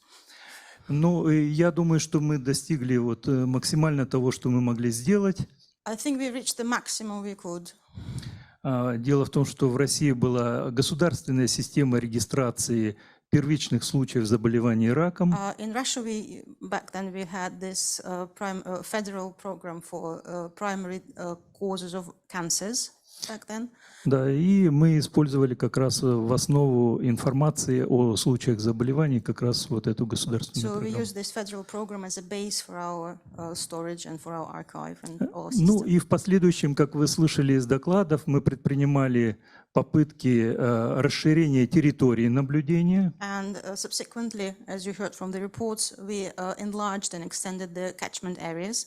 Просто сегодня не было возможности детально рассказать. We didn't have an opportunity to tell it go into bigger detail today. Ну, к примеру, хочу сказать, что сначала заболеваемость у нас раковая оценивалась в пределах Челябинска и 5 районов Челябинской области. Just to start with, I would say that the catchment area first only covered 5 areas, 5 regions of Chelyabinsk region. И 2 в Курганской области. And 2 in Kurganskая область. Ну, а к концу наблюдения у нас территория наблюдения была расширена до включения полностью Челябинской и Курганской областей. And by the end of the follow-up, the catchment area included the whole Chelyabinsk area and the whole Kurgan area. Ну, это, в общем-то, большие усилия предпринимались для того, чтобы улучшить качество отслеживания эффектов. So we did go an extra mile to improve the quality of follow-up. И сегодня мы вам представили данные, которые получены по результатам многолетнего такого сотрудничества, которое уже развивалось в рамках российско-американского соглашения. And today you saw the results. We presented the results which were obtained during this Russian-American collaboration, which was very productive. Ну и вы слышали, что большие усилия предпринимались по индивидуализации доз облучения членов когорты. And of course, you could come to the conclusion that we took an extra effort in individual dose assessment and dose estimate. Ну, что в результате получилось, да, ну, наверное, МКРЗ эти данные могли бы заинтересовать. I think that as a result, ICRP could be interested in this data. Потому что и там мы имеем дело с населением. Because in both cases, in both situations, we deal with population. Разного возраста. Different age. Состояние здоровья, vital status, пола, sex. Ну, этнические особенности, конечно, есть, да? And some ethnic differences and peculiarities. Они тоже влияют на спонтанный уровень заболеваний, канцерогенных. Cancer morbidity. Их тоже надо принимать во внимание. We also should take them into account. Ну, а с учетом дозы, конечно, того, что дозы были сопоставимы, по крайней мере, средние, то можно сказать, что вот для анализа именно фактора мощности дозы. Since the mean doses were comparable, we can say that the dose rate factor. Ну, вот эти данные представляют определенный интерес. These data are of a certain interest. Спасибо. Thank you. Yeah, thank you. Yep, Werner. Yes, thank you very much. No, the idea was that ICRP is on the floor tomorrow. But you said so many important things that I thought I should give at least a brief comment. As Dale already mentioned in his presentation, 20 years ago when ICRP prepared for publication 103, indeed, everything was relied on the LSS data at that time. Nowadays, it's so exciting because now we have a new situation, because now we have data, epidemiological data on low dose rate studies, and the Techa River population is one study, the studies on the Mayak workforce is one.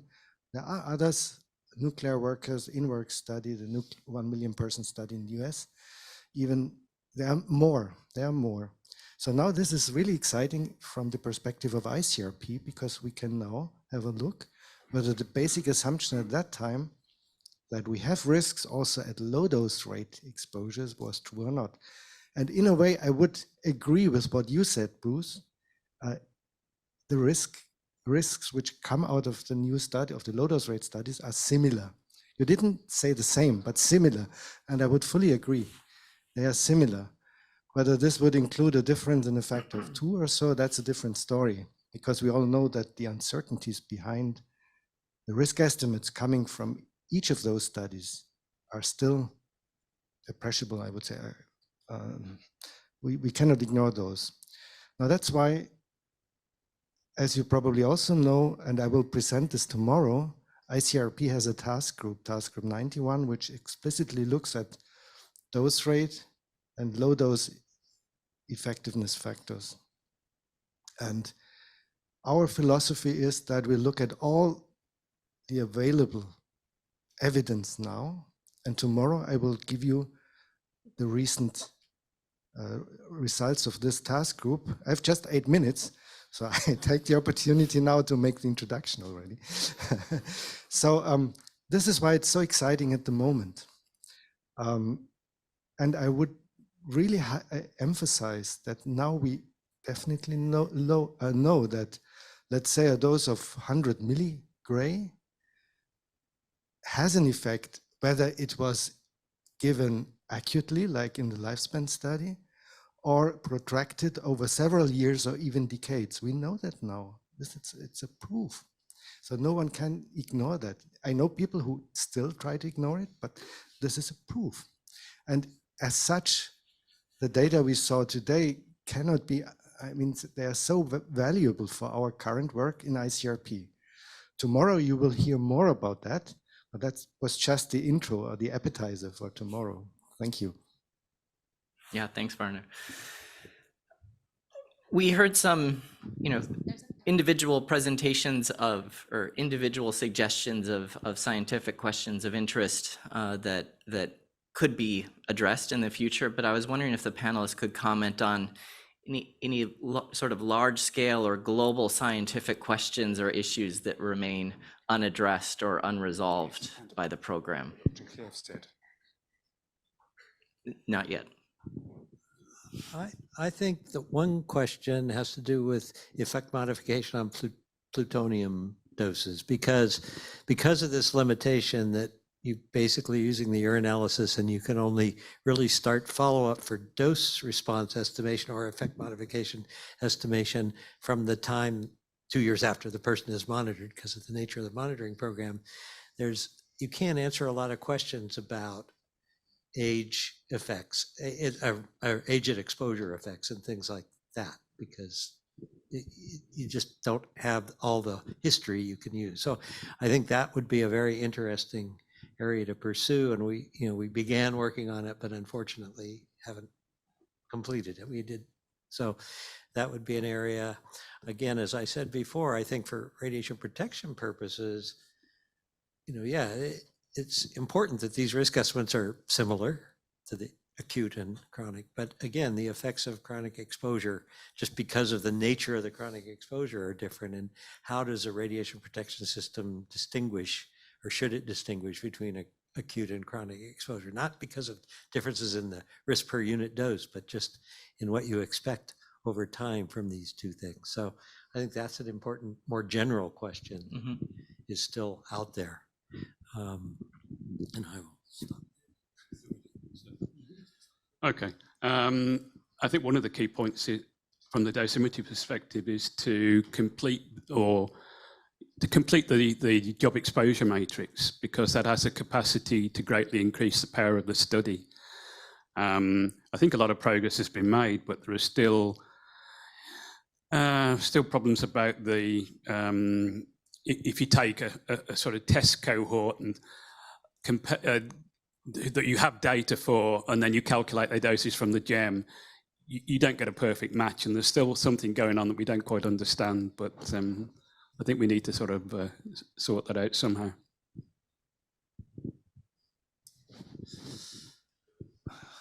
Ну, на самом деле здесь еще есть одна проблемка, вот о которой я начал говорить, именно неравномерность облучения, как говорит реки Течи. Again, well, there's a small issue. Well, I've started about it, and it's uneven exposure to the Teche River population.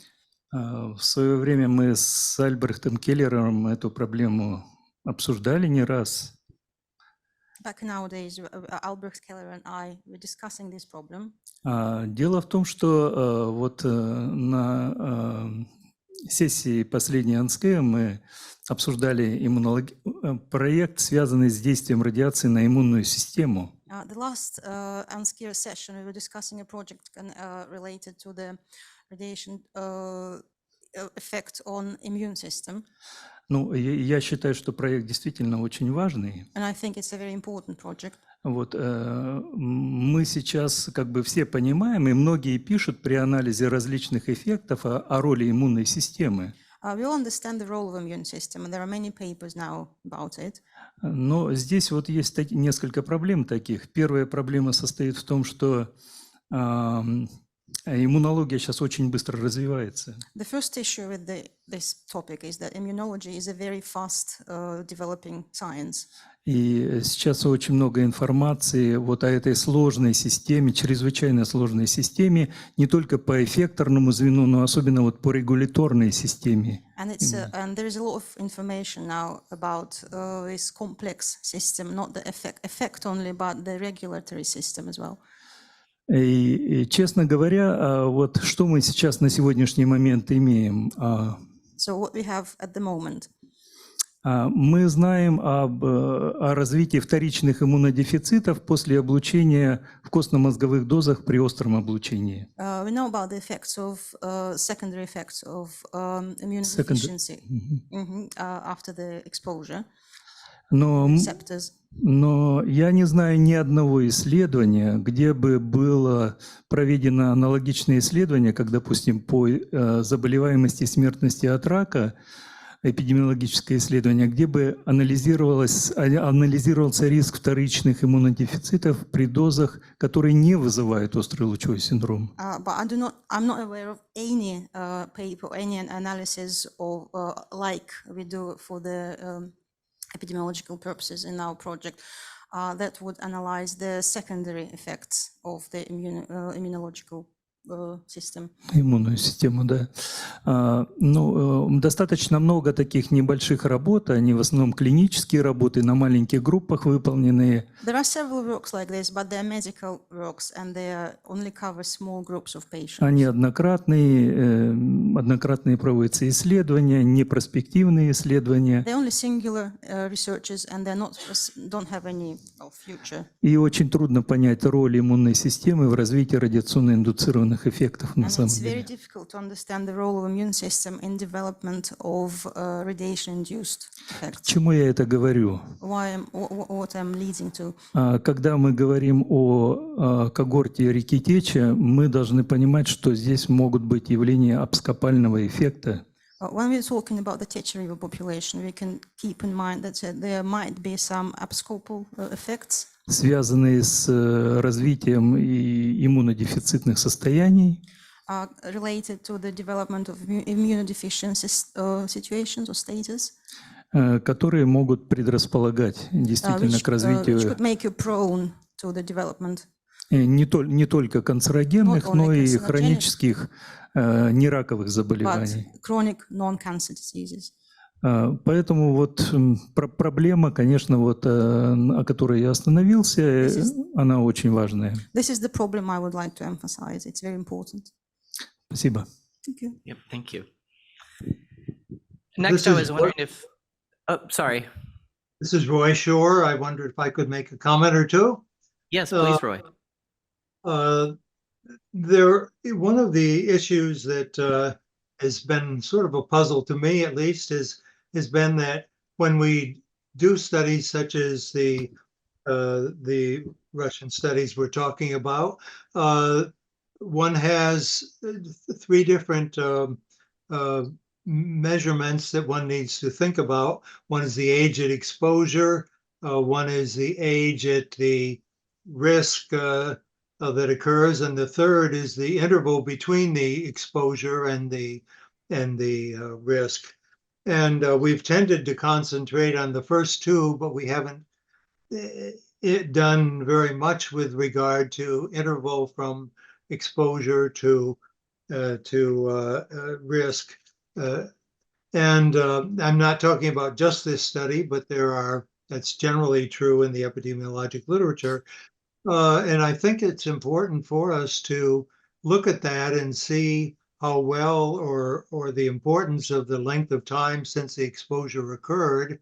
But obviously we would have to adjust in a careful way for the age at the occurrence of the cancers, because everyone knows that age at cancer is a very important factor because it varies so much with age. But I think we need to give more attention to the duration of time since the exposure occurred. The other point is that the SUBI has a really valuable group of biospecimens which have been underutilized to date by the radiation community. And SUBI has been very active in trying to publicize the fact that they have that biorepository, but there have not been a whole lot of biologists who've been interested in it and have tried to do studies. They're much more oriented, I guess, toward doing mouse studies and so on in terms of biological impacts of radiation. But I think there's a lot that could potentially be learned, and I think Dr. Akleyev addressed that in a measure, at least, that I'd really like to see biologists take on human studies and looking at the biological factors. And with regard to other kinds of exposures, especially the European community has been making advances in trying to understand the biology of the risk. And I think we need to do more with humans, studies of radiation as well. Thank you. Thanks, Roy. I was wondering if the panelists could briefly comment on any innovations, be they technical or methodological or otherwise, that have been developed as part of the program that either have been beneficial or would be beneficial to apply in other radiation studies. Have they not yet been applied? I think the work on dose uncertainty, the idea of developing these Monte Carlo dosimetry systems, I mean, in the past, people said, oh, we'll give you a dose and we'll give you an uncertainty, a number, a GSD or whatever for each dose. And that's not very useful, actually. And this Monte Carlo dosimetry is useful. I think the methods for applying it, there's a lot of discussion there. There's work going on, publish something comparing a couple of different methods sometime soon. And ICRP just put out a report on dose uncertainty adjustment. But I think that's an area where, but I also think for that, we need to think more about how do you characterize the uncertainties that go into this Monte Carlo dosimetry. And I think, as I alluded to, I think it needs a real effort, a combined effort of epidemiologists, statisticians, and dosimetrists to really address that. I think that's been important. I think the advances in how we model these chronic exposures, some of these, talked about time since exposure effects, and we do, like in the leukemia, and that's what we're looking at. The analog is time since the dose was received. But, and that the methods aren't perfect. We use these dose windows. You might experiment with smoothing that pattern, but I think there's interesting information there. And there's certainly, for leukemia, certainly there's patterns that are of interest, and I think probably very real patterns that aren't surprising, but I think that's been an innovation. We've just learned a lot about how to do this modeling and fit these models and things like that. That's come out of that. And we have tools that have been developed that are used fairly widely, I mean, some of it for the A-bomb survivors, but here, and we had to extend those or think about how to use those for chronic exposures. And that's been very important. And I think Bruce or Richard can say something about dosimetry, because I think there's a lot of innovation there. Okay, do you want to take it? I'm just a dosimetrist, but I have learned a lot about how uncertainties are characterized and propagated, and it's not frequently done. I started doing it and learned an awful lot by making a number of mistakes back in the early 90s with the Hanford dose reconstruction, which Dan Stram actually started the thought of how to use those uncertainties in a risk estimate at that time, and it has evolved since then. There are things that I would probably do differently now. We actually have two they're similar, but they're different approaches between the Techa River and the Mayak workers, because there are different types of measurements. So, we use a whole body count. We used a whole lot of whole body counts to create an intake function that we then apply to people. The Mayak workers have individual urinalyses, so they have measured intakes. It's a difference between measuring something in a body and measuring something coming out of the body to come back to what went into the body to start with. So there's an awful lot of development that could occur and will occur over the years on internal and external dosimetry as well. Say anything? No, I think you did. All right.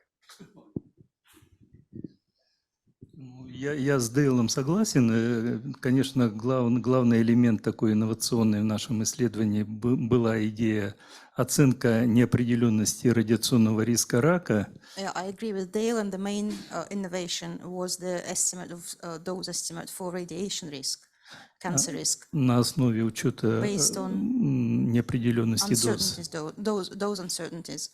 Вот, это, конечно, очень важно, но, к сожалению, мы эту работу не закончили. It is important, but unfortunately we didn't complete this task. Но я также думаю, что эти исследования очень важны для совершенствования моделей радиационного канцерогенеза. But I think this is very important to complete and create models for radiation carcinogenic systems. Things. Ну, вот эту работу мы в свое время с Питером Якобом начинали, в том числе вот на теченских данных. We started this job Проверяли. with Peter Jacob, and we tested it on the teacher data. Ну, там была достаточно простая модель. But it was a quite simple model. Да. Ну, многие, как я понимаю, факторы, которые вот сейчас мы понимаем, как сейчас канцерогенез при хроническом облучении, And many factors as we know now as cancerogenic at chronic exposure, они работают несколько иначе, чем при остром облучении. they work differently than those from acute И exposure. поэтому это как раз представляет перспективу для совершенствования модели канцерогенеза при хроническом облучении. Could be a future perspective for studying cancerogenic effects in the future models. I think I have one more question, but I think we'll open up to questions from the floor.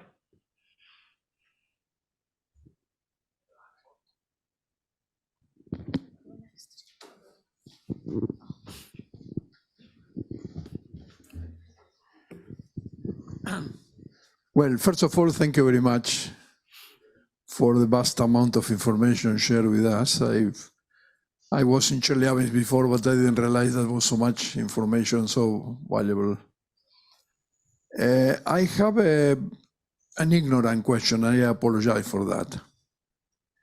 In all the presentations, I didn't saw that the basic data has been checked against log normal distribution. And I mention this because in the Chernobyl work and also in the Fukushima work, we did that with basic data. And without any exception, every time that the data didn't fit a log normal distribution, there was something wrong with the data. For I just asked this question. Sorry for the question. It's very, very primitive, if you like, and very simple, but I would like to know. Yeah, I can't give a very complete answer on this, but there are a few test cases which I did the QA on to compare Pandora calculations with IMBA calculations. And one of those had a fairly extensive number of non-LOD results. So I thought it would be interesting to feed that into, I actually fed it into the Software Pro UCL. And it did turn out to be a pretty good log normal distribution. And furthermore, with a GSD, which corresponded fairly closely with what the SUBI team were assuming for it. So that's only one case, but at least that's a little bit of an indication that maybe the data really is log normally distributed, but there's certainly more work that could be done on that. And I'll also say that not all, but many or most of the distributions that go into the different dosimetric models are essentially log normal as well.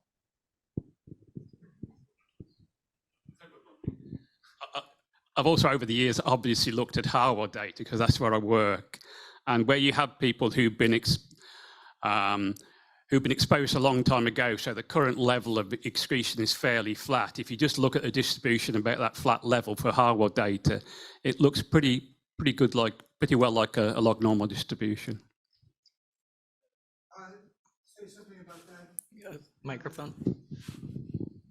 It's sort of, you know, as things become normal, you know, when you add things together, you get the law of large numbers kicks in, and you get, or the central limit theorem. And what you're seeing is the central limit theorem operating on the log scale. And that leads to, if you have multiplying components together, then you will end up with a limiting distribution will be the log normal. Under certain assumptions. And if you look at the individual doses within all of these cohorts, after applying all of our uncertainty analyses, they're all log normal. Yeah, thanks. Next question. Thank you so much. I thought it was really interesting presentations. So thank you to you all for that. I was interested in some of the issues related to what was called the pre-monitoring period, both sort of the characterization about it, and in particular this observation of what appeared to be health-related selection into internal monitoring, which is different than typically the processes that would be thought about in other facilities, where the decision to pull someone into an internal monitoring program would be based on location and job duty, for example, but not health-related selection, and specifically poor health-related selection into the internal monitoring program. I thought when we started that this was some sort of random program, or based on, you would oversample specific departments and things like that. But as we saw this, it was clear that there were sort of two things going on. I think they were sampling departments and stuff like that, but they were also, if somebody had some symptom, they were more likely to be monitored. So that led to this system, this choice to say, look, just because you're monitored, you aren't going to start using their doses from that date, because it's pretty clear that the risks are really high in that period. So yeah, I think it was not a random sample or a what do you call it, a weighted sampling scheme. There was a combination of things going on, and wouldn't say it's unfortunate. It's what we have to live with. I mean, and also the monitoring didn't begin till long after the exposures in most cases. Really, the monitoring, there was some in the 70s, but it was more in the 80s and 90s that you begin to see a lot of the monitoring. So you've also got this problem that it's a long time, and then you have to reconstruct. You measure the urine in 1990, and you have to reconstruct when they receive these doses in time. I mean, it's a really complicated problem, and it's complicated more because of this unusual selection, health-related selection into exposure. And just to follow up on that, you've talked about the pre-period for the plutonium. Is there a pre-monitoring period for neutrons? Is there a pre-monitoring period for gamma exposures? No, because gamma exposures, it's largely film batch based. And that was uniform and complete beginning at the start of operations. I mean, there's some people that what do they call it? Reconstructed doses based on workplace, but it's a pretty small fraction of the total population. And neutrons, there's limited information on neutrons, actually. We don't do much with neutrons in the Mayak workers, because I think in certain workplaces they could have neutron exposures, but the information is very weak. So that's a limitation, I think, of the study. It should be able to try to do more with neutron exposures. And there's a response from one of the online speakers. No, it's a question. We'll get to those. Thanks. Yep.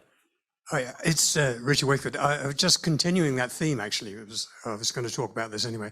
But yeah, I mean, there is no doubt that the Southern Urals populations have contributed enormously. And I've worked with the Mayak data as part of the SOLO project, the EU SOLO project. And of course, I mean, we've heard a lot of effort has been put into the plutonium doses and the uncertainties around it. Dale and Dan have worked a lot on this, and I was just wondering about the uncertainties on the external doses as well. I mean, Mayak data are very important for the DREF issues. The comparisons between the lifespan study and the Mayak data and other workforces. I noted that on one of the slides that, for example, that the latest external dose uncertainty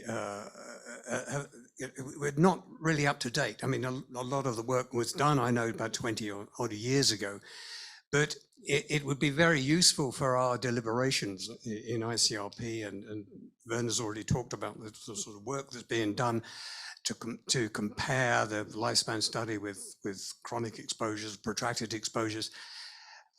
Could we have, you know, an update paper on the uncertainties in the external dosimetry as, you know, we've moved to the 2013 and maybe further now system?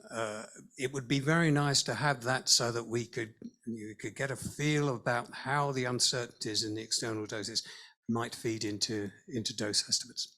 Thank you. Richard has pestered me about this over the years. I wasn't a reviewer of your paper. There is a paper that was drafted and submitted for publication with the MWDS 2013 series. It never got published because we got tangled up with a reviewer. Actually, Richard, one of the things that we've thought about doing and haven't gotten around to yet, but we were hoping to do it soon, was to actually put that paper out on a preprint server where you could actually see it and people could use it. It would begin to address what you're after, because when Mayak stopped working with us in 2009, we never really got any new information. And so the 2013 numbers, as Alexander said, are kind of retrofit to what existed in 2008. We used everything that they wrote about uncertainty, and then we actually applied it to their numbers. But it would be nice to have more. Are the reviewers' comments really that bad that you can't do? Well, can't you just, you know, can't you continue? This question came up with the leukemia manuscript about documenting the Monte Carlo uncertainties, and I proposed, and I think that this actually, as Bruce said, that it go on an archive server. But when we resubmitted the paper, we said we would make a copy of that available, and there will be a way somebody can get a copy of that once this paper is out, as a supplementary material or whatever you want to call it. It's not formally that, but we have a link that you can download it from, and hopefully it'll be up on an archive server at some point, so there'll be a more official way to get it. But I think it is important that paper get out, because it's a black box. Even with these papers, it's a bit of a black box, but it's even more of a black box without them. Yeah, to continue on the topic of uncertainties, and in the presentation by Mikhail Sokolnikov, we saw that the level of exposure has been varying a lot during the times, and with some deterministic effects at the beginning. And so we can consider that the early years were very different from the rest. Roy Shaw was saying that one of the main points to look at is the time since exposure, but I think the period of exposure should be considered also as a modifying factor. It's of great interest today in the interpretation of the worker studies, and for Mayak it could be very interesting also to look at what's if we exclude the early years, in which we can consider that the uncertainties were clearly the largest ones, and to consider a period of exposure which is more homogeneous could be very, very interesting also. So maybe that's something that can be considered. And the second point is that in the presentation, everything has been focused on the risk of cancer, but there are also very interesting results for non-cancer effects that have been obtained from the Mayak workers. So I think all the works that have been done in the improvement of the dosimetry and the follow-up and so on has been helpful also for non-cancer disease. I think definitely there needs to be some papers, new additional papers soon, and I think they should be done soon, on non-cancer mortality in both cohorts. I think this is very important, and because the papers that have been published and things we've looked at suggest that there are some interesting effects there, and that's very important because these are chronic low dose rate exposures, and if you're seeing non-cancer effects, that's an interesting issue for radiation protection. I mean, they are not in the magnitude of cancer effects in an absolute sense, but they're important. I think there was a question in the front. Yeah, that's a question from one of the online participants. To what extent have Mayak workers also environmental exposure been included in the total dose estimation?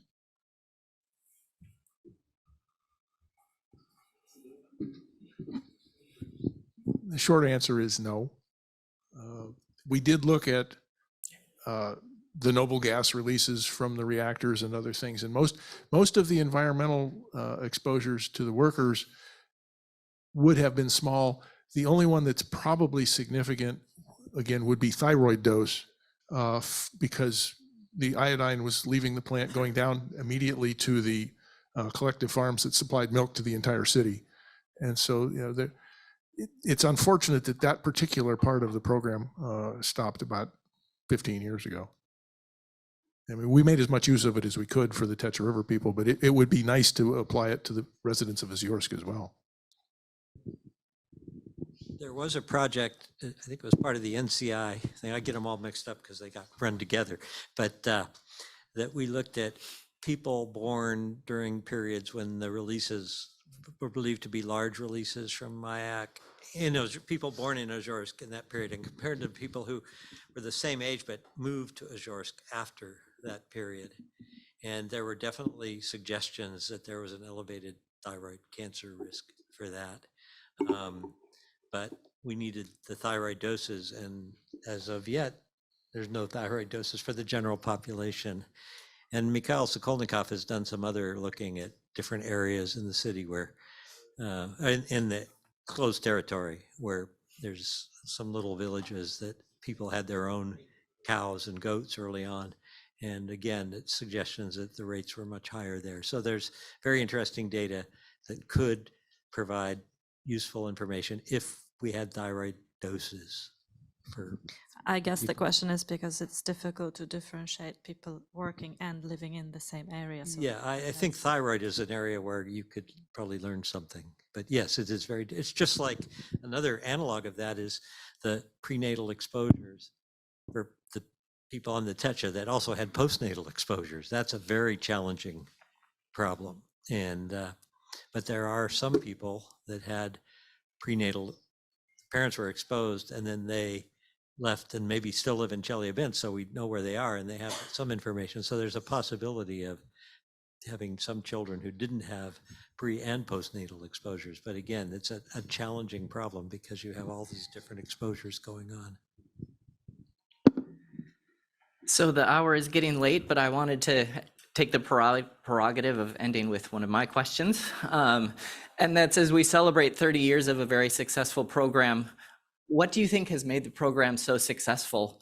And what related advice might you have for others who are pursuing similar international collaborations?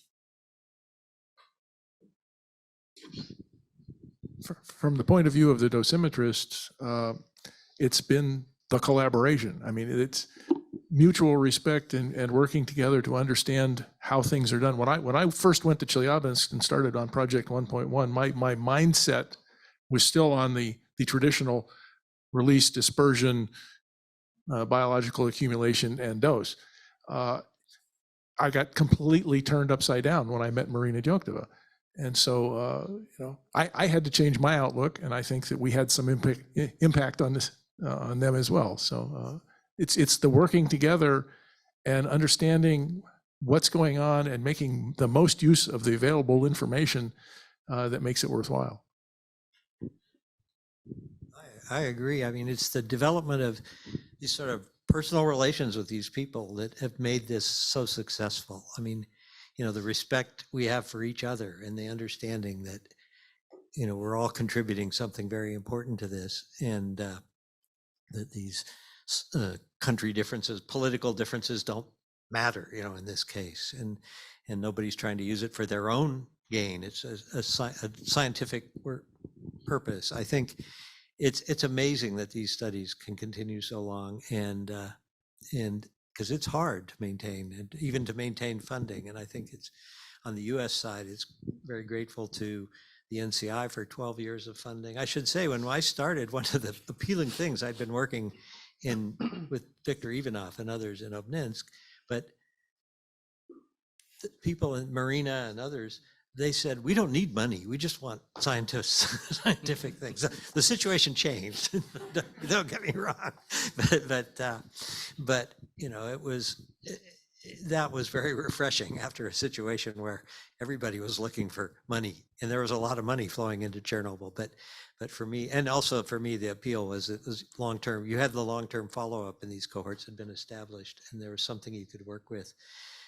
And I want to say, it's off this subject, that we really should be grateful to Mira Kosenko and Nina Kochernikova for their efforts to establish these cohorts. And I think it can't be underestimated. I don't think there was a lot of broad support, especially in Ozyorsk, for making a cohort of workers to do epidemiological follow-up. I think Nina, those of you who've met her know she's like a force of nature, but it took somebody like that to make this happen.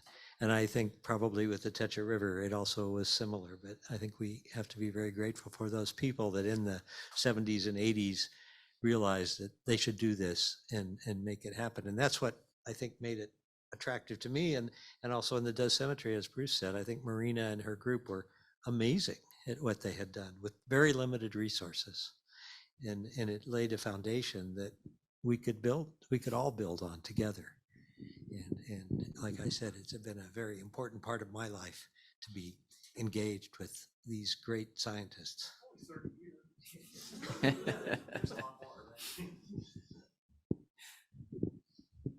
Ну, я согласен со своими американскими коллегами. I completely agree with my American colleagues. Я бы хотел добавить, что, конечно, мы бы и сами эту работу сделали. And I would like to add that we could do it independently, of course.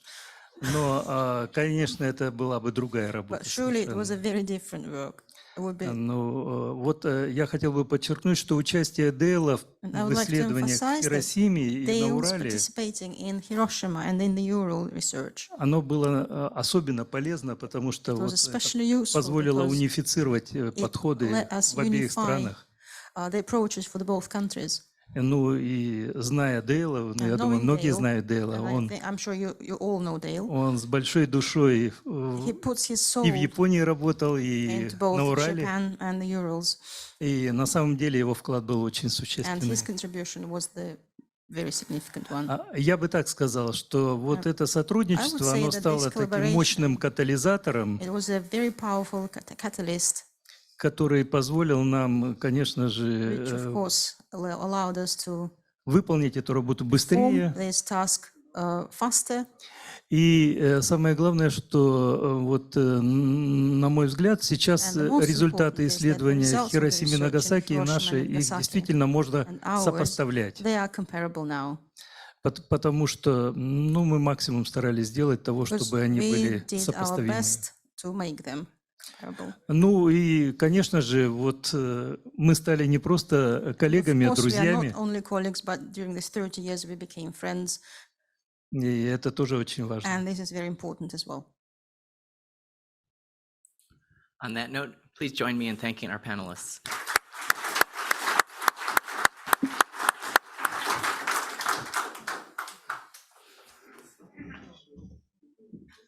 So this just leaves me to finish for today. Thank you all for coming today, and please do not forget, tomorrow morning we will continue, and then you also will hear a lot more about ICRP's view as well, in addition to the continued discussions among the projects we are here, because of which we are here. So thank you very much. See you tomorrow morning, 9 o'clock.